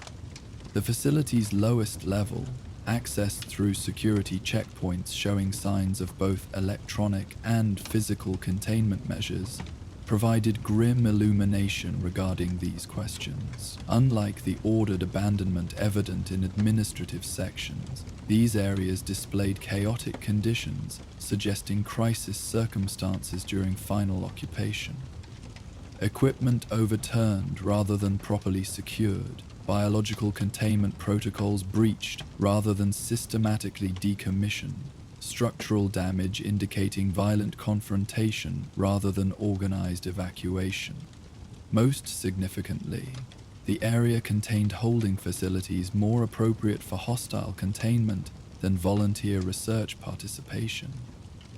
Reinforced cells with observation ports, restraint equipment mounted to examination tables, security measures designed to control subjects exhibiting violent behavioral characteristics. The experimental protocols described in documentation had apparently produced outcomes significantly divergent from theoretical projections, resulting in subject management challenges beyond initial research parameters. Garrison explored these areas with increasing disquiet, despite his professional detachment developed through decades of wasteland survival following stasis emergence. The facility represented ethical failure within the military structure he had served, with dedicated loyalty, command authority utilizing personnel as disposable research assets rather than maintaining the mutual obligation that defined honorable military service. The experimental subjects, however voluntarily or involuntarily their participation had begun, had apparently experienced outcomes, transforming them from soldiers into something requiring containment rather than deployment. As Garrison's exploration reached the facility's deepest section, a reinforced chamber designated Containment Zone Alpha in still visible signage, environmental conditions shifted significantly. Temperature dropped further. Ambient moisture increased beyond previous levels. Air quality indicators on his Pip-Boy showing elevated particulate content, inconsistent with merely abandoned space. Most notably, subtle sounds became audible beyond normal structural settlement patterns, movement within supposedly abandoned areas, non-mechanical noises suggesting biological presence rather than failing equipment components. The chamber's massive security door stood partially open, containment compromised, either during final evacuation or through subsequent structural degradation. Emergency lighting within revealed sprawling space beyond. Originally designed as observation area for multiple subjects under simultaneous monitoring, subsequently modified for containment of increasingly unstable experimental outcomes. Examination equipment had been pushed against walls to create central open area, restraint systems modified for more robust application than standard medical procedures would require, surveillance systems positioned for comprehensive monitoring without blind spots where containment subjects might evade observation.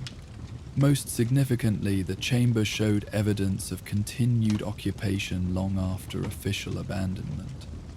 makeshift bedding areas constructed from facility materials, food container remnants suggesting scavenging from storage sections, crude attempts at maintaining operational functionality for certain equipment components essential for survival in subterranean environments. The containment facility had apparently become residence for subjects unable or unwilling to depart following organizational evacuation, their continued presence explaining the environmental variations detected during exploration. The occupants themselves emerged gradually from concealment positions, figures that had once been human soldiers now transformed through experimental protocols into entities straddling uncomfortable boundary between human and mutant. Their physical characteristics displayed disturbing modifications, disproportionate musculature development, dermal hardening creating armor-like external surfaces, ocular adaptations suggesting enhanced visual capabilities in low-light conditions. Most notably, they wore fragmented remnants of military uniforms, tattered insignia still visible on preserved components, rank indicators maintained through apparent intentional preservation, despite physical transformation rendering such identification functionally meaningless. Their movement patterns suggested both tactical awareness and psychological degradation, positioning indicating military training, still influencing behavioral responses, yet coordination displaying erratic elements, inconsistent with disciplined unit operation.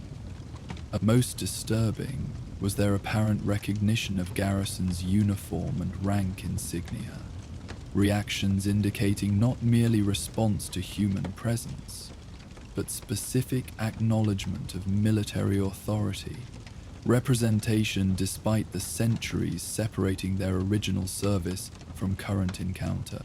Resident Colonel rasped the foremost figure, voice distorted through physiological alterations, yet maintaining recognizable speech capability. The entity straightened to approximation of attention posture, transformed physiology creating grotesque parody of military discipline. Security detachment reporting, authorization required for current status assessment.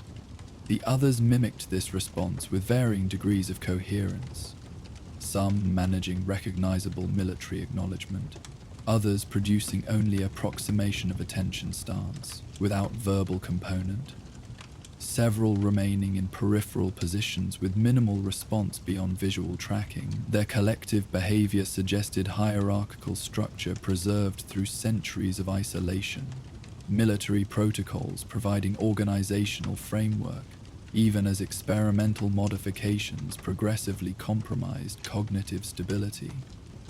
This encounter presented profound ethical complexity beyond typical wasteland survival scenarios.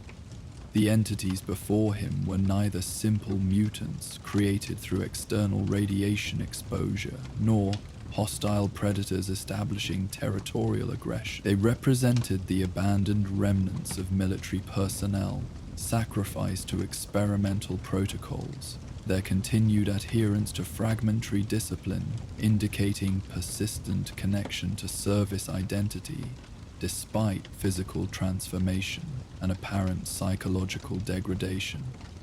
Most significantly, they displayed recognition of command authority, represented by Garrison's rank insignia, responding to Lieutenant Colonel identification with ingrained deference, despite the irrational nature of such response after centuries of abandonment. The military structure that had authorized their experimental modification and subsequent containment no longer existed in any meaningful form.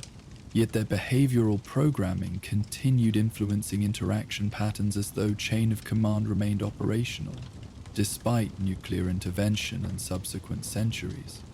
Status report, Garrison responded after momentary consideration, utilizing command voice developed through pre-war officer training and maintained through decades of wasteland leadership experiences. The response represented neither deception nor acceptance of legitimate authority relationship, but recognition that these entities operated according to programmed parameters where certain inputs might produce valuable information otherwise inaccessible. The response produced immediate behavioral shift, the foremost entity's posture straightening further despite physiological limitations, others moving to flanking positions consistent with security formation during official inspection, vocalized acknowledgements rippling through the group with varying coherence but consistent recognition pattern. The apparent commanding entity moved toward rudimentary desk construction containing preserved documentation, retrieving materials with deliberate ceremony despite degraded motor control. Project Guardian implementation records, sir, the entity announced, extending transformed appendages containing tattered documentation. Phase 3 completion at 94% when evacuation ordered. Security detachment maintained position per final directive, awaiting further orders or authorized personnel retrieval for deployment against Chinese forces. The documentation provided, through physically degraded through centuries of suboptimal preservation conditions, contained operational details previously unavailable through Garrison's exploration. Final authorization signatures for transition from voluntary to mandatory subject participation. Progressive implementation records showing gradual replacement of entire security detachment with experimentally modified personnel. Final directive instructing modified units to maintain facility security during command evacuation, with promised retrieval following strategic reorganization. The retrieval, of course, had never occurred. The bombs falling before such operations could be implemented. The command structure disintegrating through nuclear devastation rather than fulfilling obligations to personnel sacrificed for experimental outcomes. The modified security detachment had maintained their assigned position through centuries of isolation, military programming providing bulwark flourishes despite progressive degradation through both experimental modification side effects and extended containment without appropriate support infrastructure. Most disturbing was their continued recognition of and response to command authority indicators. Military indoctrination, maintaining compliance patterns despite circumstances, rendering such behavioral frameworks not merely obsolete, but actively detrimental to potential adaptation. Their adherence to final orders had confined them within deteriorating facility, rather than attempting external survival. Their programmed deference to rank insignia preserved vulnerability to potential exploitation, despite extensive physiological modifications theoretically enhancing combat capabilities. How many security personnel remain operational?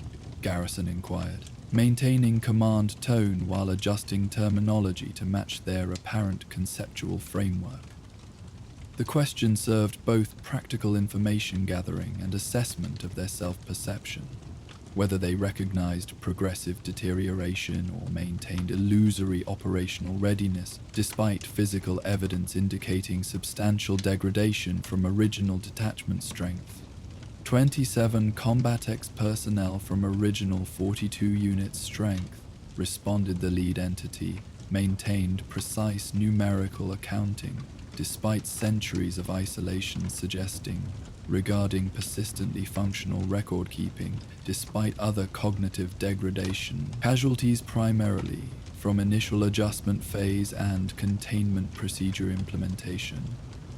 Remaining personnel maintained through ration supply access and environmental adaptation capabilities, per enhancement protocol design parameters. This response indicated both surprising survival capability and disturbing implications regarding their continued existence. Nearly 300 years of isolation, sustained through disciplined resource management and physiological adaptations originally intended for battlefield application, their enhanced characteristics providing sustainability within contained environment, while psychological programming prevented departure from assigned position despite command structure abandonment.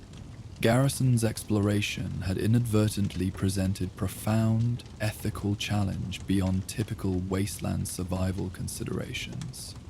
These entities represented neither simple threats requiring neutralization, nor innocent victims deserving uncomplicated assistance. Their condition resulted from institutional betrayal by the military structure Garrison had himself served. Yet their continued adherence to command protocols represented potential vulnerability he could exploit for various outcomes. Continued containment, controlled release, even potential operational utilization despite their compromised condition. As he considered potential responses, the entities maintained formation with disconcerting patience.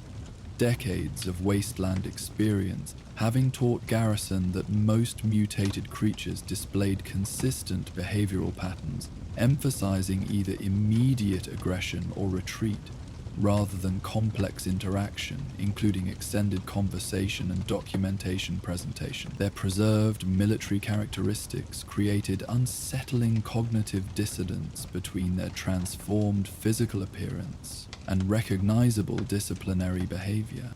Your assigned containment parameters are hereby modified, Garrison stated eventually, decision emerging from ethical consideration rather than tactical advantage assessment. The strategic situation has fundamentally changed. The United States military command structure no longer exists in operational capacity. Your continuing presence in this facility serves no strategic objective. This declaration produced visible reaction among the assembled entities.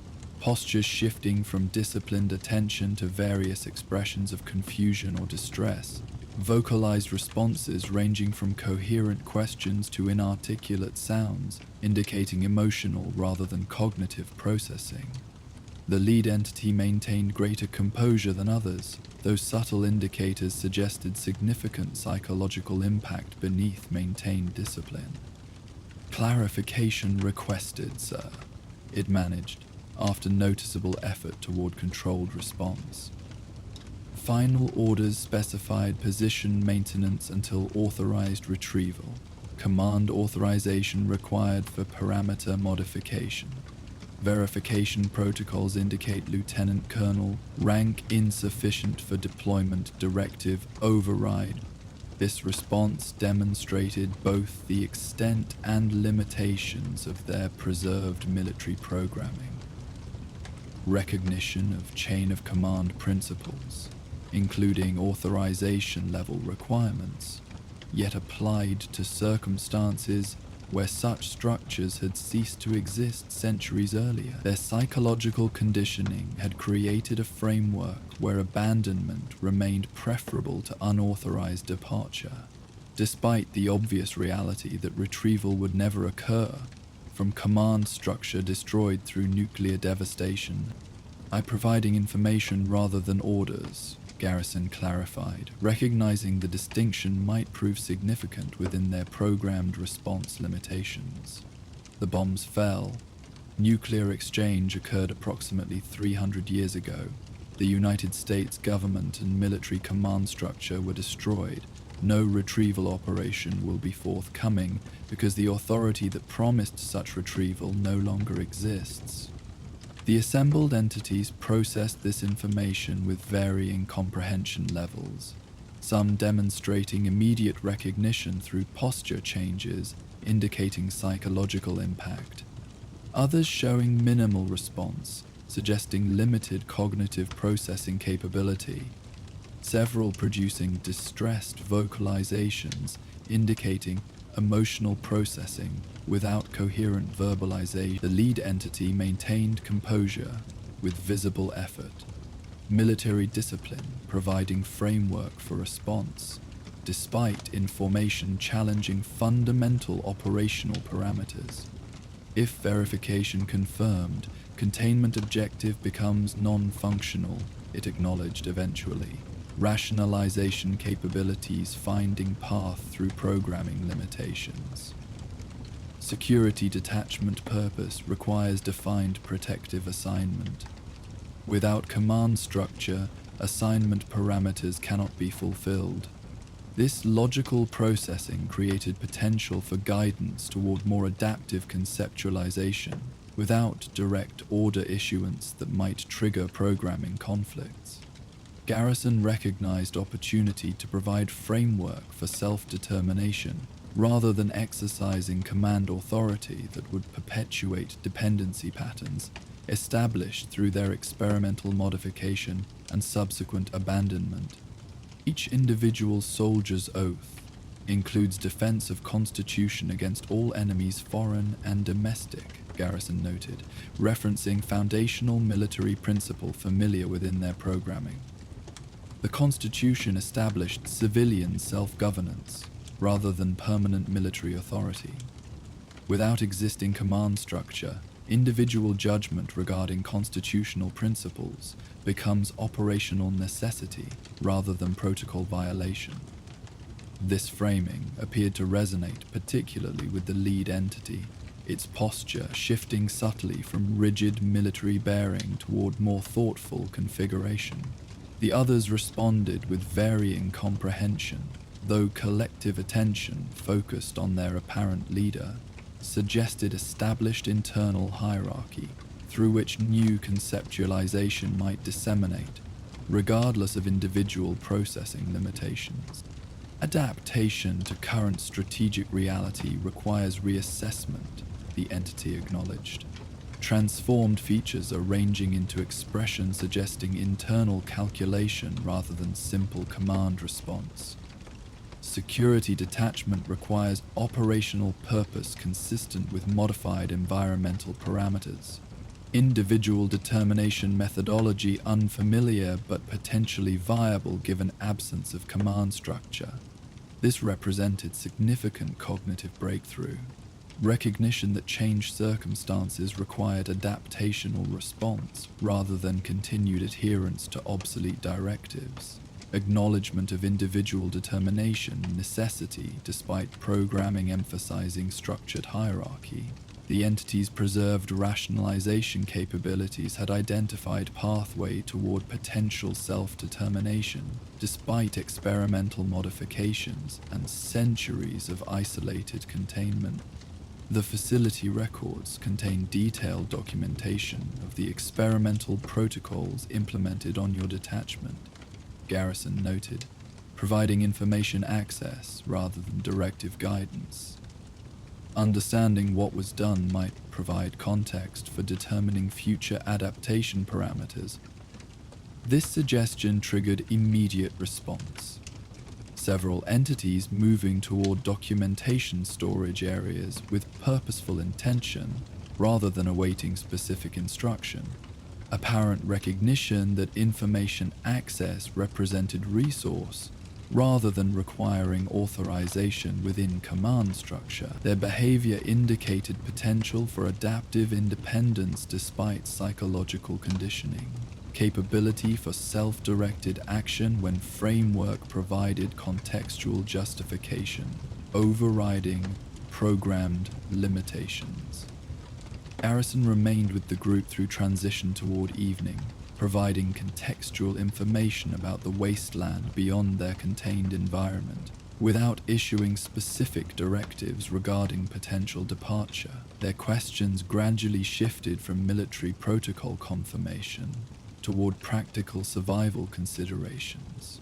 Radiation management methodologies, hostile entity identification parameters, resource acquisition techniques applicable to external environment rather than facility containment. The interaction pattern suggested emerging self-determination capability, progressive recognition that adaptation rather than preserved military function represented viable existence path, given irreversible command structure dissolution. As darkness settled outside the subterranean facility, Garrison prepared for departure, rather than extended intervention. The modified security detachment had survived centuries through their own adaptive capabilities, however constrained by psychological programming and contained environment. Direct assistance might create dependency relationship, replicating command structure dynamics rather than facilitating genuine self-determination and developments. Following their recognition of fundamental strategic situation changes, "I'll return in 3 days," he informed the lead entity, establishing connection opportunity without creating immediate dependency expectation. This provides time for detachment assessment regarding potential adaptation parameters. My shelter location coordinates are included in this documentation for communication. If circumstances require earlier interaction, the entity acknowledged this information with gesture approximating military courtesy while avoiding strict protocol formality. Subtle indication of transitional thinking beyond rigid programming constraints. Security detachment will utilize interim period for strategic reassessment. Documentation examination priority established for protocol, understanding and adaptation capability evaluation. Garrison departed the facility as full darkness settled across the wasteland outside, stars emerging in patterns unchanged since before human civilization's nuclear self-immolation. His temporary camp established at appropriate distance provided both connection availability if the modified detachment sought further interaction, while allowing necessary separation for their independent assessment process, without authoritative presence potentially triggering ingrained deference responses. As he organized equipment for overnight security, Garrison processed the profound implications of the day's discovery beyond immediate tactical considerations. The abandoned research facility represented institutional failure within the military structure he had served with dedicated loyalty, command authority sacrificing personnel through experimental modification without ethical consideration, or genuine strategic necessity as nuclear exchange approached. The surviving security detachment, however transformed by experimental protocols and centuries of isolated containment, represented both victims of that institutional betrayal and potential for adaptation despite profound manipulation. Most significantly, the encounter challenged his own relationship with preserved military identity.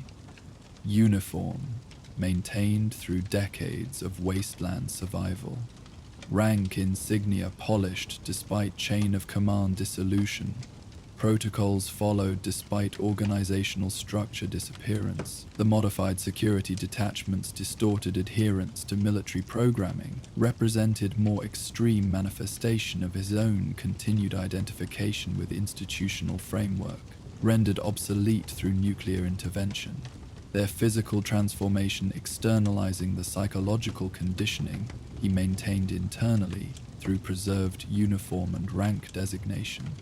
The wasteland night deepened around his camp, stars wheeling slowly overhead, as they had for centuries before and would for centuries after. The modified security detachment remained in their subterranean containment area, gradually processing information challenging foundational programming, potentially developing self-determination capability despite experimental manipulation designed specifically to enhance compliance characteristics rather than independent functionality. Their future remained uncertain. Continued containment through psychological limitation, gradual adaptation toward external environment engagement, potential dissolution as individual members determined separate existence paths rather than collective military identification. Garrison's own path forward carried similar uncertainty, despite less extreme circumstances. Continued adherence to military protocols providing psychological structure amid wasteland chaos potential adaptation toward purpose defined through individual determination rather than command directive, reconsideration regarding uniform and rank maintenance, given their demonstrated potential for triggering harmful compliance patterns in others similarly conditioned through military indoctrination.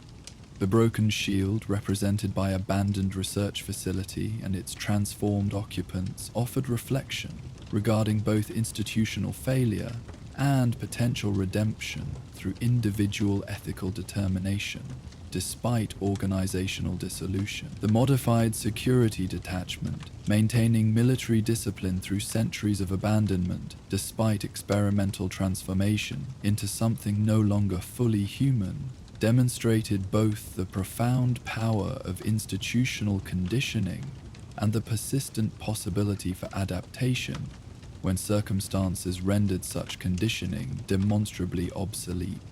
As Lieutenant Colonel James Garrison prepared for rest cycle while maintaining appropriate security protocols, the wasteland night continued its peaceful progression, stars providing navigation reference unchanged since before civilization's atomic self-immolation.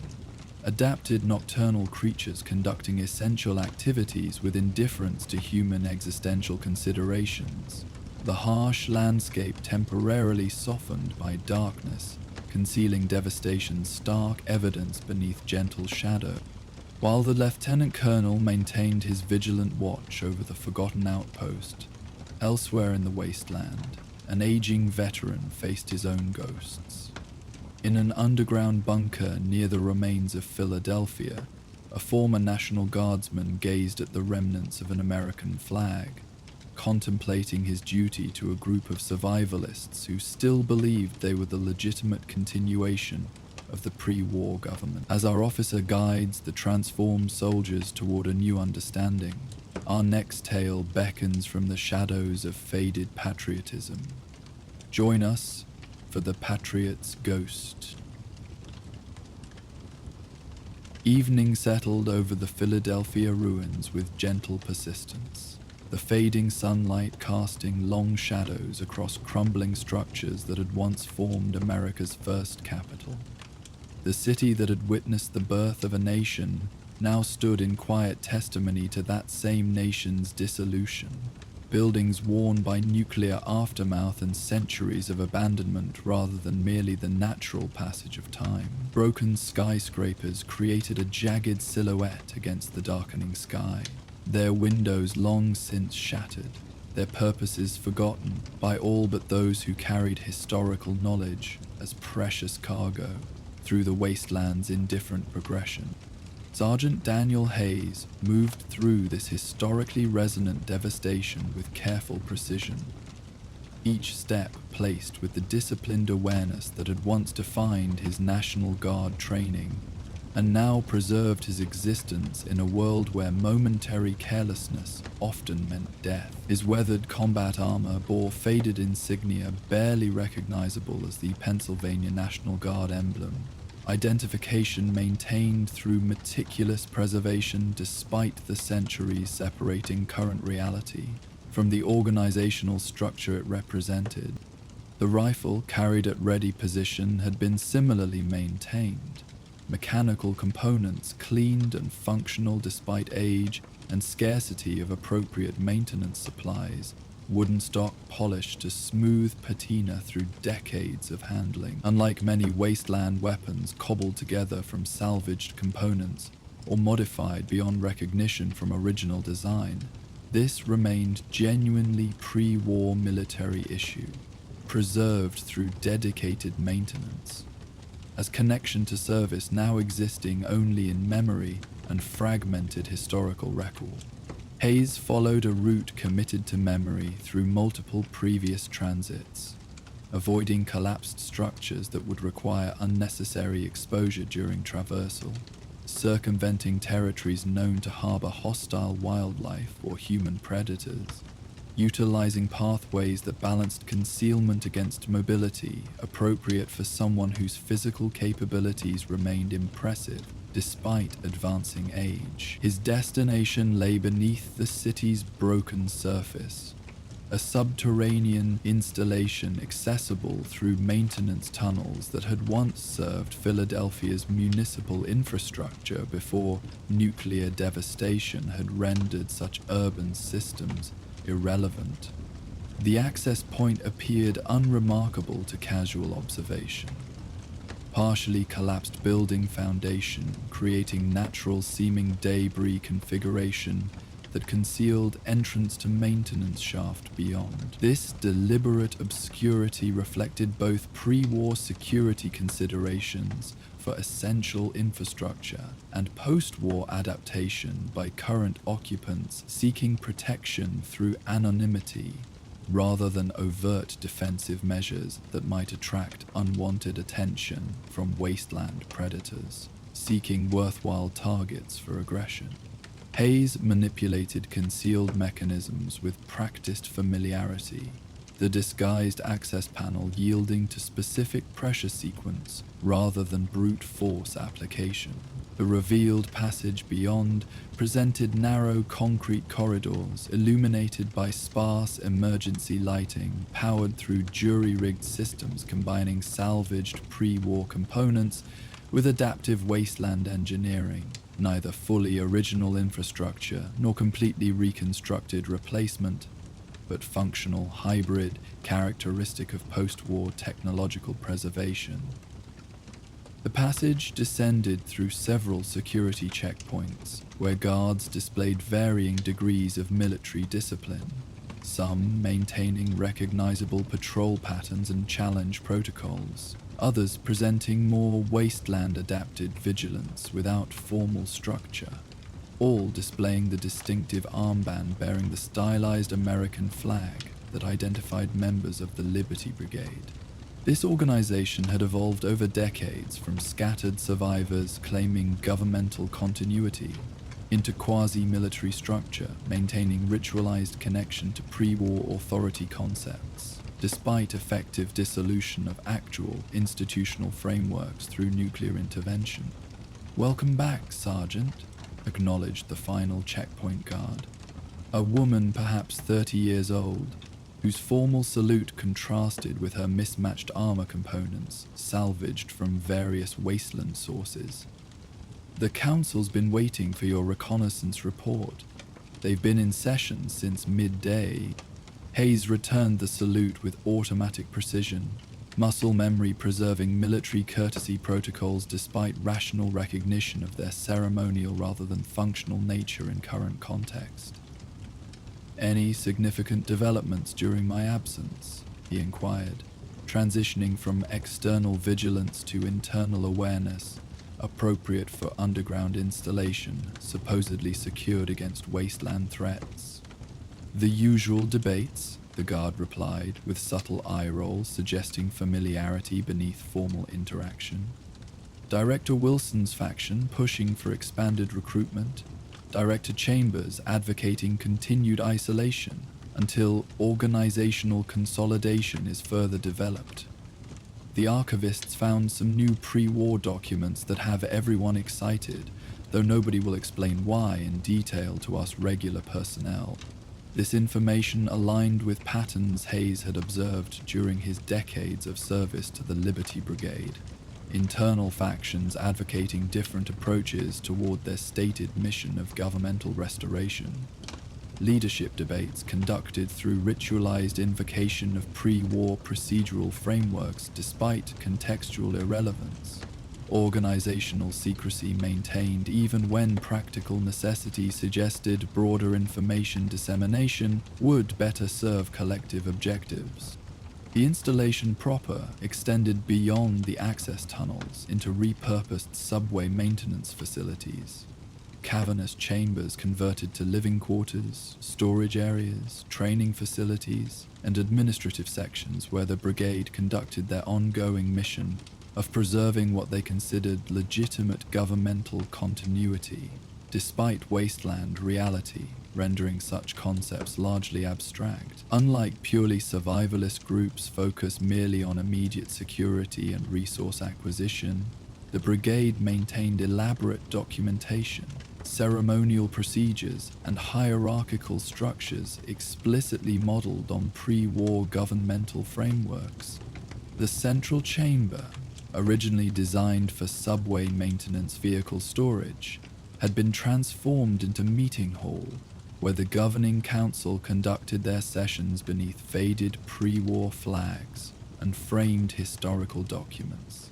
Preserved with reverence approaching religious devotion, the space combined practical wasteland adaptation with ceremonial elements, defensive positions disguised within architectural features, resource storage integrated with historical displays, technology serving both functional requirements and symbolic connection to institutional continuity claims.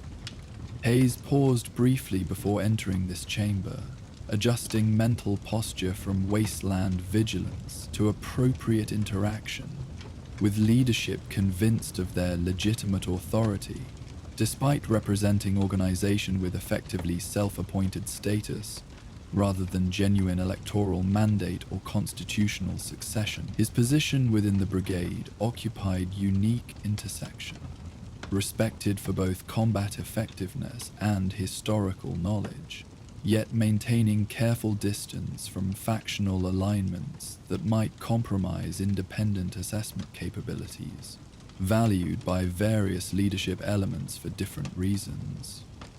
The council session appeared concluded upon his arrival, individual directors gathering materials while engaged in continued discussion, suggesting formal adjournment without substantial resolution to ongoing debates. 5 figures occupied the elevated platform originally designed for vehicle maintenance supervision, now serving as symbolic governmental authority position. Their chairs salvaged from various pre-war administrative buildings and arranged in semicircular configuration reminiscent of congressional committee seating, rather than merely practical conversation arrangement. Director Elizabeth Wilson noticed Hayes' arrival first, gesturing him forward with the authoritative confidence that characterized her factional leadership. In her mid-60s, she represented the brigade's expansion advocates, those believing active recruitment and territorial influence extension represented best path toward their stated governmental restoration objective. Her practical wasteland experience balanced against genuine historical knowledge made her both effective leader and challenging debate opponent for those advocating alternative approaches. Sergeant Hayes, excellent timing, she greeted as the other directors turned attention toward his approach. We've been discussing external engagement protocols, and your reconnaissance observations would provide valuable contextual framework for continuing policy development. Hayes acknowledged this introduction with respectful nod, approximating military courtesy, without excessive formality, inappropriate for operational reporting. Reconnaissance completed as directed, ma'am. Northern territories show increased settlement development near former Allentown region. Provisional governance established among 3 primary communities with mutual defense arrangement against raider incursions. Technology level moderate, limited power generation, basic manufacturing capabilities, agricultural production sufficient for population sustainability, with modest surplus for trading. This information delivery balanced factual reporting with implicit assessment regarding potential interaction value settlements, with stable governance and resource generation representing more worthwhile diplomatic consideration than merely scattered survivors without organizational capability. Hayes had developed this reporting methodology through decades serving leadership whose ideological commitments sometimes overrode practical evaluation without explicit contradiction that might trigger authority challenges. Director Richard Chambers leaned forward with characteristic intensity, his position as isolation faction leader creating perpetual tension with Wilson's expansion advocacy. And their awareness of legitimate governmental continuity? Did you identify any recognition of constitutional authority principles, or merely ad hoc survivalist arrangements without historical foundation? This question represented the fundamental disjunction within brigade leadership perspectives. Chambers' faction prioritizing ideological purity over practical engagement, viewing settlements developing independent governance as usurping authority rightfully belonging to constitutional succession they claimed to represent. His background as pre-war constitutional scholar, preserved through ghoulification, created particular emphasis on legitimacy frameworks, often disconnected from wasteland pragmatic necessities. Their governance structure prioritizes functional resource management and mutual security without explicit historical modeling. Hayes responded with careful neutrality. Leadership positions filled through practical demonstration of capability rather than formal electoral process. No identified awareness of broader governmental restoration objectives beyond immediate community stabilization. This assessment produced expected factional responses. Wilson noting potential for educational integration into legitimate framework, Chambers dismissing communities operating without proper constitutional foundation as irrelevant to true governmental restoration mission. The remaining directors maintained characteristic positions along spectrum between these perspectives, their collective debate approaching ritualized performance after decades of similar discussions without substantive resolution affecting operational directives. Director Marcus Everett, the Council's senior archivist and historical preservation specialist, interrupted the developing factional exchange with scholarly intervention characteristic of his mediating role within leadership dynamics. Before continuing policy debate, we should inform Sergeant Hayes about the significant historical discovery made during his reconnaissance absence. The context may prove relevant to his operational assessment regarding potential Northern Territory engagement. This intervention shifted the Chamber's atmosphere from incipient factional tension toward collective focus on shared historical mission transcending specific policy disagreements. Hayes recognized the pattern from previous interactions.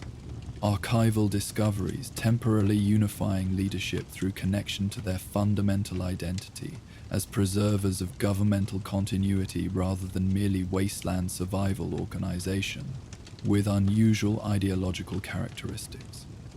Director Everett gestured towards side chamber, usually restricted to archival processing activities rather than general personnel access.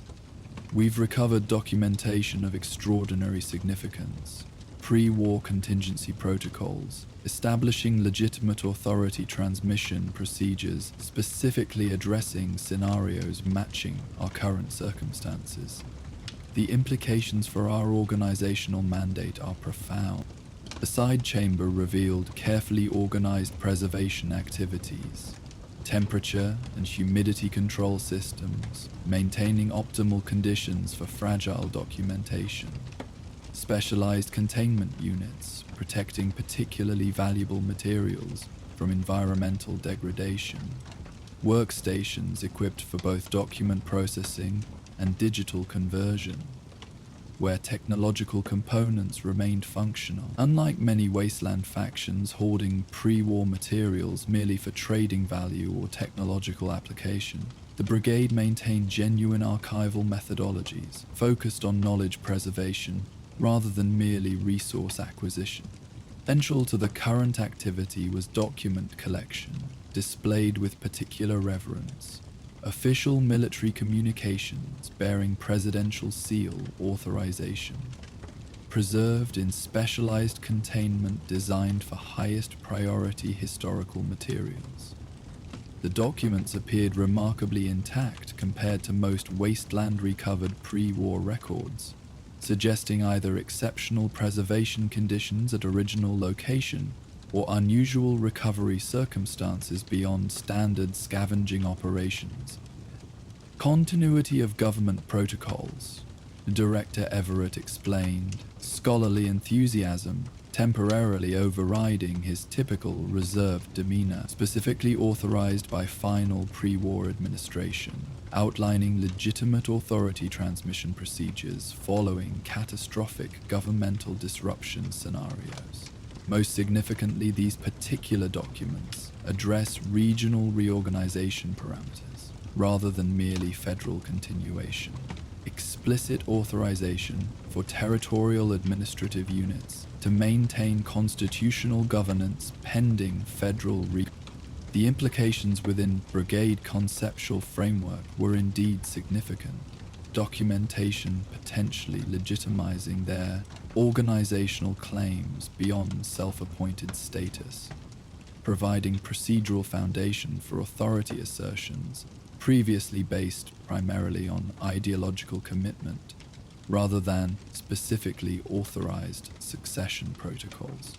For leadership devoted to constitutional legitimacy amid wasteland chaos, such documentation represented potential transition from aspirational mission to authorized mandate, at least within their own understanding of governmental succession principles. Yet Hayes observed these materials with both professional interest and personal reservation, decades of wasteland experience having demonstrated the frequent disconnection between pre-war documentation and post-war reality. The limitations of procedural frameworks when applied to circumstances fundamentally transformed by nuclear devastation and centuries of adaptation to its aftermath. The documents might provide psychological validation for brigade leadership while changing little regarding practical implementation challenges within wasteland conditions, where abstract authority claims carried minimal weight without corresponding resource capability or mutual benefit arrangements. Director Wilson recognized opportunity within these discoveries, her expansion faction gaining potential legitimacy and providing a foundation for external engagement activities. DS protocols explicitly authorize regional administrative authority pending federal reconstitution. Precisely the mandate we've maintained through institutional preservation, despite wasteland dissolution. Our recruitment and integration initiatives now carry documented legitimacy rather than merely aspirational reconstruction objectives. Director Chambers predictably identified different implications supporting his isolation faction perspectives. The protocols establish strict procedural requirements for authority exercise, qualification standards, verification methodologies, implementation limitations. Our organizational development must prioritize these legitimacy foundations before external engagement potentially compromises constitutional integrity through premature expansion beyond authorized parameters. These interpretations represented characteristic factional filtering of new information through established perspective lenses, the same documentation providing contradictory support for opposing policy approaches depending on selective emphasis and contextual framing. Hayes had observed this pattern repeatedly during his extended service, leadership maintaining fundamental disagreements despite shared devotion to organizational mission and genuine commitment to constitutional principles, however abstractly understood, within post-nuclear reality. His own examination of the documents revealed both remarkable historical significance and practical implementation challenges beyond factional debate considerations. The protocols indeed established regional authority frameworks following catastrophic disruption, yet assumed communication capabilities, resource continuity, and personnel qualification verification methodically impossible within actual post-war conditions. The procedural requirements described implementation timelines measured in months rather than centuries, transition arrangements assuming infrastructure far beyond wasteland reality, verification systems requiring institutional capabilities erased through nuclear devastation. Director Everett Perhaps recognizing Hayes's analytical assessment beneath professional neutrality, addressed these considerations with scholarly honesty that occasionally transcended factional positioning. The temporal context presents interpretive challenges, he acknowledged. These protocols were designed for implementation immediately following governmental disruption, not centuries after institutional dissolution. The authorization principles remain valid, but application methodologies require substantial adaptation to current circumstances without compromising fundamental legitimacy framework. This nuanced perspective represented the intellectual integrity that had earned Everett respect across factional divides, despite leadership competition regarding practical implementation approaches. His commitment to historical accuracy sometimes created tension with ideological narratives, yet his genuine devotion to constitutional principles preserved influential position within organizational hierarchy, despite occasional challenge to convenient interpretations serving factional objectives. The discussion continued with technical procedural analysis, leadership examining implementation requirements with characteristic attention to documentary detail, regardless of practical feasibility within wasteland limitations. Hayes participated when directly addressed, providing factual assessment regarding external conditions relevant to specific procedural elements, while avoiding unnecessary contradiction of leadership's fundamental assumptions regarding their organizational legitimacy claims.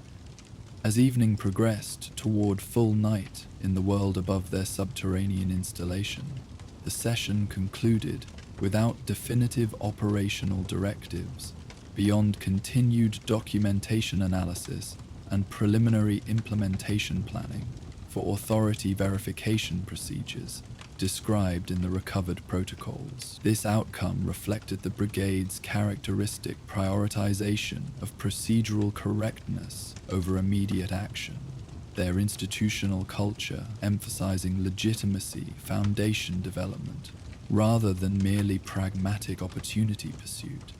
Despite wasteland conditions, often rendering such methodical approaches inefficient, regarding resource utilization or security enhancement, Hayes departed the archival chamber with formal acknowledgement appropriate to leadership hierarchy, transitioning toward his personal quarters through corridors displaying the brigade's distinctive environmental characteristics, military organization elements blended with governmental ceremonial features, practical wasteland adaptation alongside historical preservation commitment, survival functionality coexisting with abstract institutional continuity objectives, transcending immediate security requirement. His assigned space reflected similar integration, quarters maintaining military efficiency alongside personal historical artifacts, equipment organized for both practical accessibility and symbolic significance. Most notable was display case containing his original National Guard documentation, service records, oath certification, unit assignment orders, preserved through nuclear devastation and subsequent centuries, through combination of fortunate circumstance and deliberate conservation efforts after his integration with proto-brigade elements decades earlier. Adjacent to these personal historical materials stood item carrying greater emotional significance. Display containing American flag recovered from National Guard armory during early post-emergence wasteland exploration.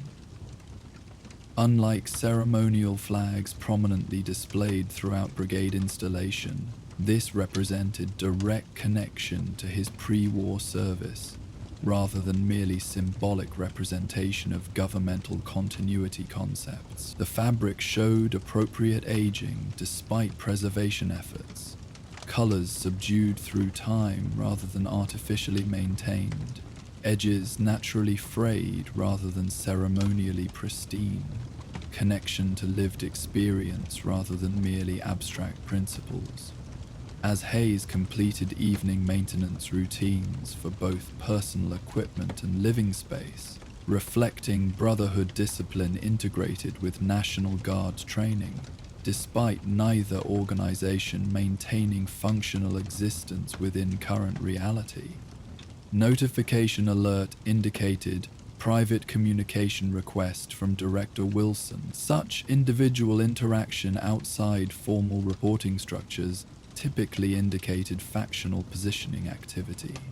Leadership seeking support for specific initiatives beyond collective council authorization, often leveraging personal connection or shared perspective to secure operational implementation advantage regarding contested policy approaches. The communication space designated for secure discussions presented sparse functionality with deliberate historical styling. Communication equipment utilizing salvaged pre-war components, alongside wasteland-adapted modifications, furniture arranged to suggest governmental office environment rather than merely functional discussion space. Residential portrait, carefully preserved despite fading beyond clear recognition, providing symbolic oversight suggesting institutional continuity beyond individual leadership personality. "Thank you for making time available, Sergeant," Director Wilson began once privacy protocols had been established.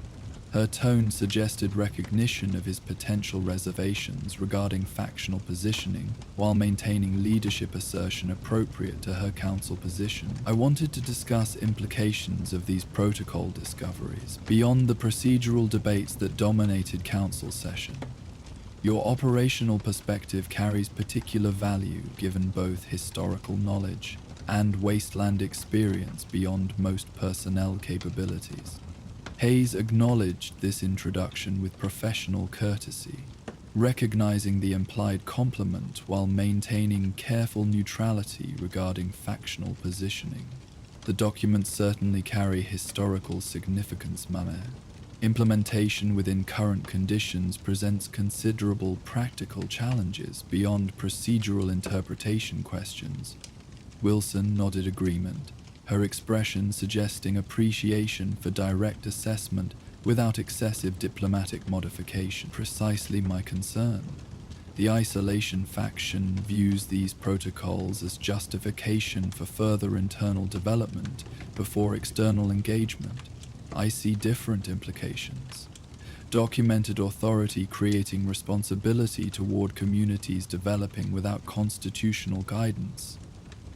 Our organizational mandate extending beyond mere preservation to active restoration through integration and education rather than continued separation." This perspective represented Wilson's consistent expansion advocacy, though now framed through legitimate authority obligation rather than merely pragmatic opportunity or ideological preference.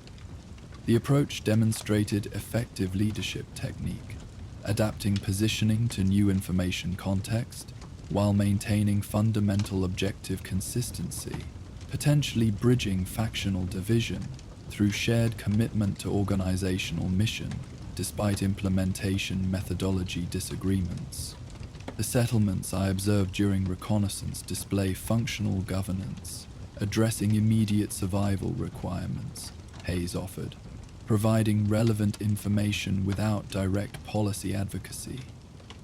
Inappropriate to his operational role, their approaches prioritize practical effectiveness rather than constitutional foundation, though basic principles regarding individual rights and collective responsibility demonstrate intuitive development, paralleling certain constitutional elements despite lacking formal historical framework. This observation supported Wilson's integration argument, without explicitly endorsing factional positioning. Communities developing governance, potentially receptive to constitutional education, while already demonstrating compatible values through practical implementation, suggesting engagement might enhance rather than compromise. legitimacy principles important to isolation faction concerns. Hayes had developed this communication approach through decades navigating brigade factional complexities, providing accurate assessment while avoiding unnecessary polarization that might diminish his operational effectiveness through perceived partisan alignment. Exactly what my faction has maintained, Wilson confirmed, recognizing the implicit support within his neutral observation. These communities aren't rejecting constitutional principles. They're developing parallel approaches without historical guidance our organization could provide. The protocols explicitly authorize regional administrative authority pending federal reconstitution. Our responsibility extends beyond mere preservation to active restoration through engagement with developing settlements, providing legitimate governance framework rather than allowing scattered reinvention without historical foundation. Her argument represented genuine commitment beyond mere power expansion motivation, belief that constitutional principles provided objectively superior governance framework, deserving active promotion rather than merely ceremonial preservation within isolated organizational bubble. Whatever practical authority advantages might accompany expanded influence, Wilson's fundamental motivation appeared genuinely aligned with the brigade's stated mission of governmental restoration through constitutional principle maintenance, rather than merely personal position enhancement through territorial expansion. The northern settlements maintain active trade connections despite independent development, Hayes noted, providing additional context relevant to potential engagement considerations. Their mutual defense arrangement demonstrates recognition of cooperation advantages beyond immediate community boundaries. Such established interaction framework might provide foundation for broader principles introduction, without requiring direct authority assertion, potentially triggering resistance response. This assessment acknowledged practical implementation, pathway potentially addressing both factional concerns, graduated engagement through established interaction channels rather than immediate authority declaration, introduction of constitutional principles as enhancement to existing cooperation framework rather than replacement demanding established leadership abdication, educational approach, potentially satisfying both expansion faction objectives regarding broader influence and isolation faction concerns, regarding legitimate implementation methodology. Wilson recognized this potential bridge across factional division, her expressions suggesting strategic recalibration, incorporating operational insights beyond her initial positioning, an incremental approach meriting consideration, trade relationships establishing mutual benefit foundation before constitutional framework introduction, educational exchange rather than immediate authority assertion, developmental timeline addressing Chamber's procedural concerns while fulfilling our fundamental restoration responsibility. This conversation represented the brigade's most effective operational planning methodology, pragmatic implementation consideration, balancing ideological commitment, wasteland reality, acknowledgement without principled objective abandonment, adaptation preserving mission integrity while addressing practical constraints beyond pre-war procedural assumptions. When functioning beyond factional competition, the organization demonstrated genuine potential for positive wasteland influence through constitutional principle preservation, otherwise lost through nuclear devastation and subsequent civilizational discontinuity. Hayes contributed additional operational details regarding northern settlement characteristics relevant to potential engagement planning, communication systems currently utilized for trade coordination, leadership personalities demonstrating varying receptiveness to external influence, resource complementarity creating natural cooperation incentives Beyond ideological alignment, the discussion maintained professional focus despite underlying factional implications, both participants prioritizing genuine mission advancement over merely positional advantage regarding internal organizational competition.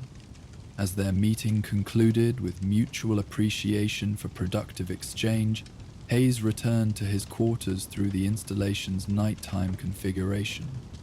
Lighting reduced to conservation levels, non-essential systems powered down according to resource management protocols, personnel distribution shifted towards security emphasis appropriate for evening cycle, despite subterranean position providing natural protection against most wasteland threats.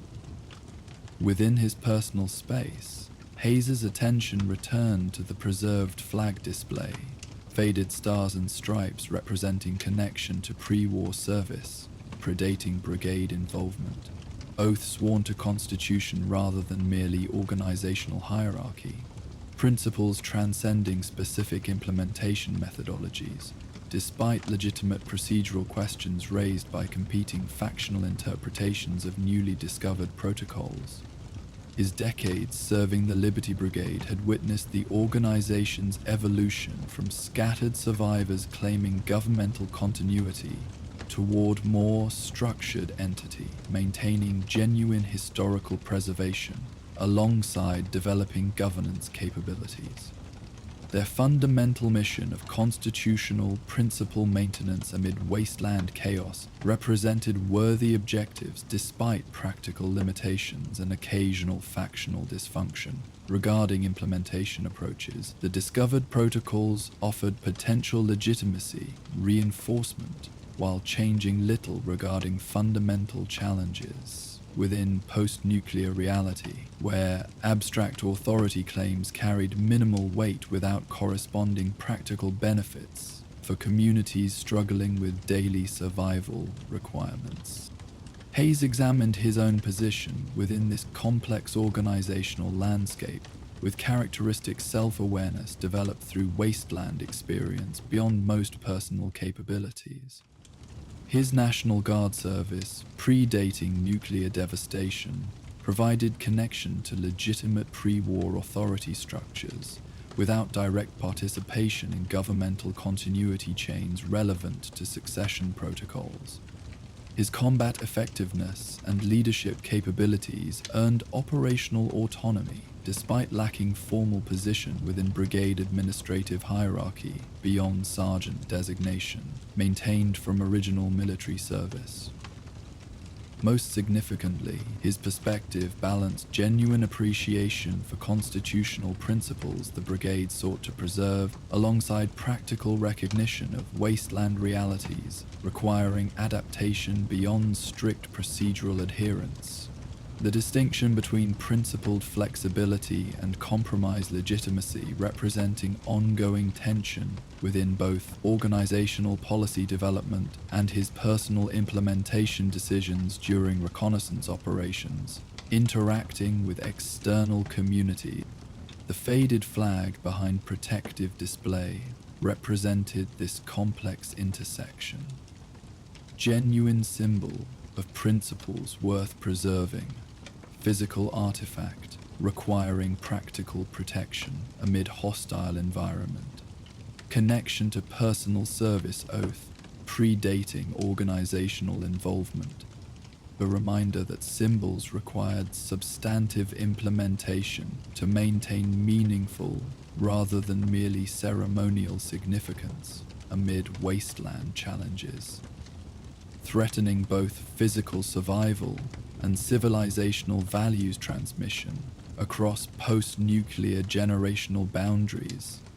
As night deepened within the Philadelphia ruins above their subterranean installation, Hayes completed preparation for rest cycle while maintaining appropriate security awareness despite presumed protection within brigade territory. His equipment remained organized for immediate access if circumstances required sudden response. Wasteland developed vigilance, persisting despite relative safety compared to external conditions frequently encountered during reconnaissance operations. The morning would bring continued organizational processing of the discovered protocols, leadership factions developing implementation approaches aligned with their respective perspectives, archivists conducting further authentication procedures confirming documentation legitimacy, operational personnel like himself eventually receiving mission parameters reflecting collective determination regarding practical application within wasteland reality, beyond merely theoretical interpretation. Whatever specific directives emerged, Hayes would continue fulfilling his unique role within the Liberty Brigade, providing accurate reconnaissance assessment regarding external conditions, implementing mission parameters with appropriate adaptation to encountered circumstances, maintaining connection to constitutional principles without sacrificing practical effectiveness, amid wasteland challenges unforeseen by pre-war procedural frameworks, regardless of historical legitimacy or authorization documentation. The American flag watched over his rest preparation from its protected display, faded, yet recognizable, damaged yet preserved, symbol of principles maintained through nuclear devastation and subsequent centuries, despite institutional dissolution and civilizational discontinuity. The oath sworn before that flag remained meaningful beyond organizational hierarchy or factional positioning. Commitment to constitutional principles themselves, rather than merely specific implementation methodology or authority structure interpretation. As Sergeant Daniel Hayes completed security checks before permitted rest cycle, the Liberty Brigade continued its nighttime operations throughout the subterranean installation, guards maintaining vigilance according to established protocols, archivists preserving historical materials with dedicated precision, leadership contemplating implementation approaches regarding newly discovered documentation, their collective mission of constitutional principle preservation amid wasteland chaos continued despite practical limitations and occasional factional dysfunction. The Patriot's ghost lingering through dedicated effort rather than merely symbolic invocation. Principles maintained through active transmission rather than passive remembrance alone. The wasteland night continued its peaceful progression above their underground sanctuary, stars wheeling slowly overhead, as they had for centuries before and would for centuries after.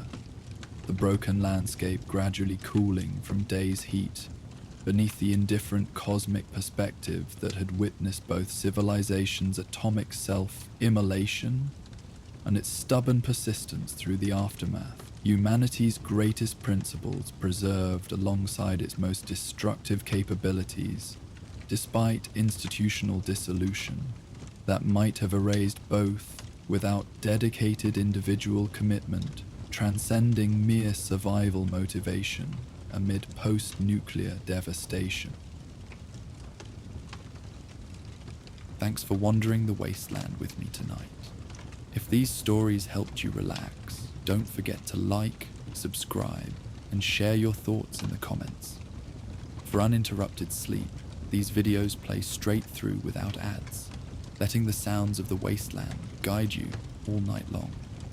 If you want more, check out our Patreon for early access and exclusive Spotify playlists. Link in the description. Sleep well, fellow Vault Dwellers. May your dreams be peaceful and your nights raid-free. Good night.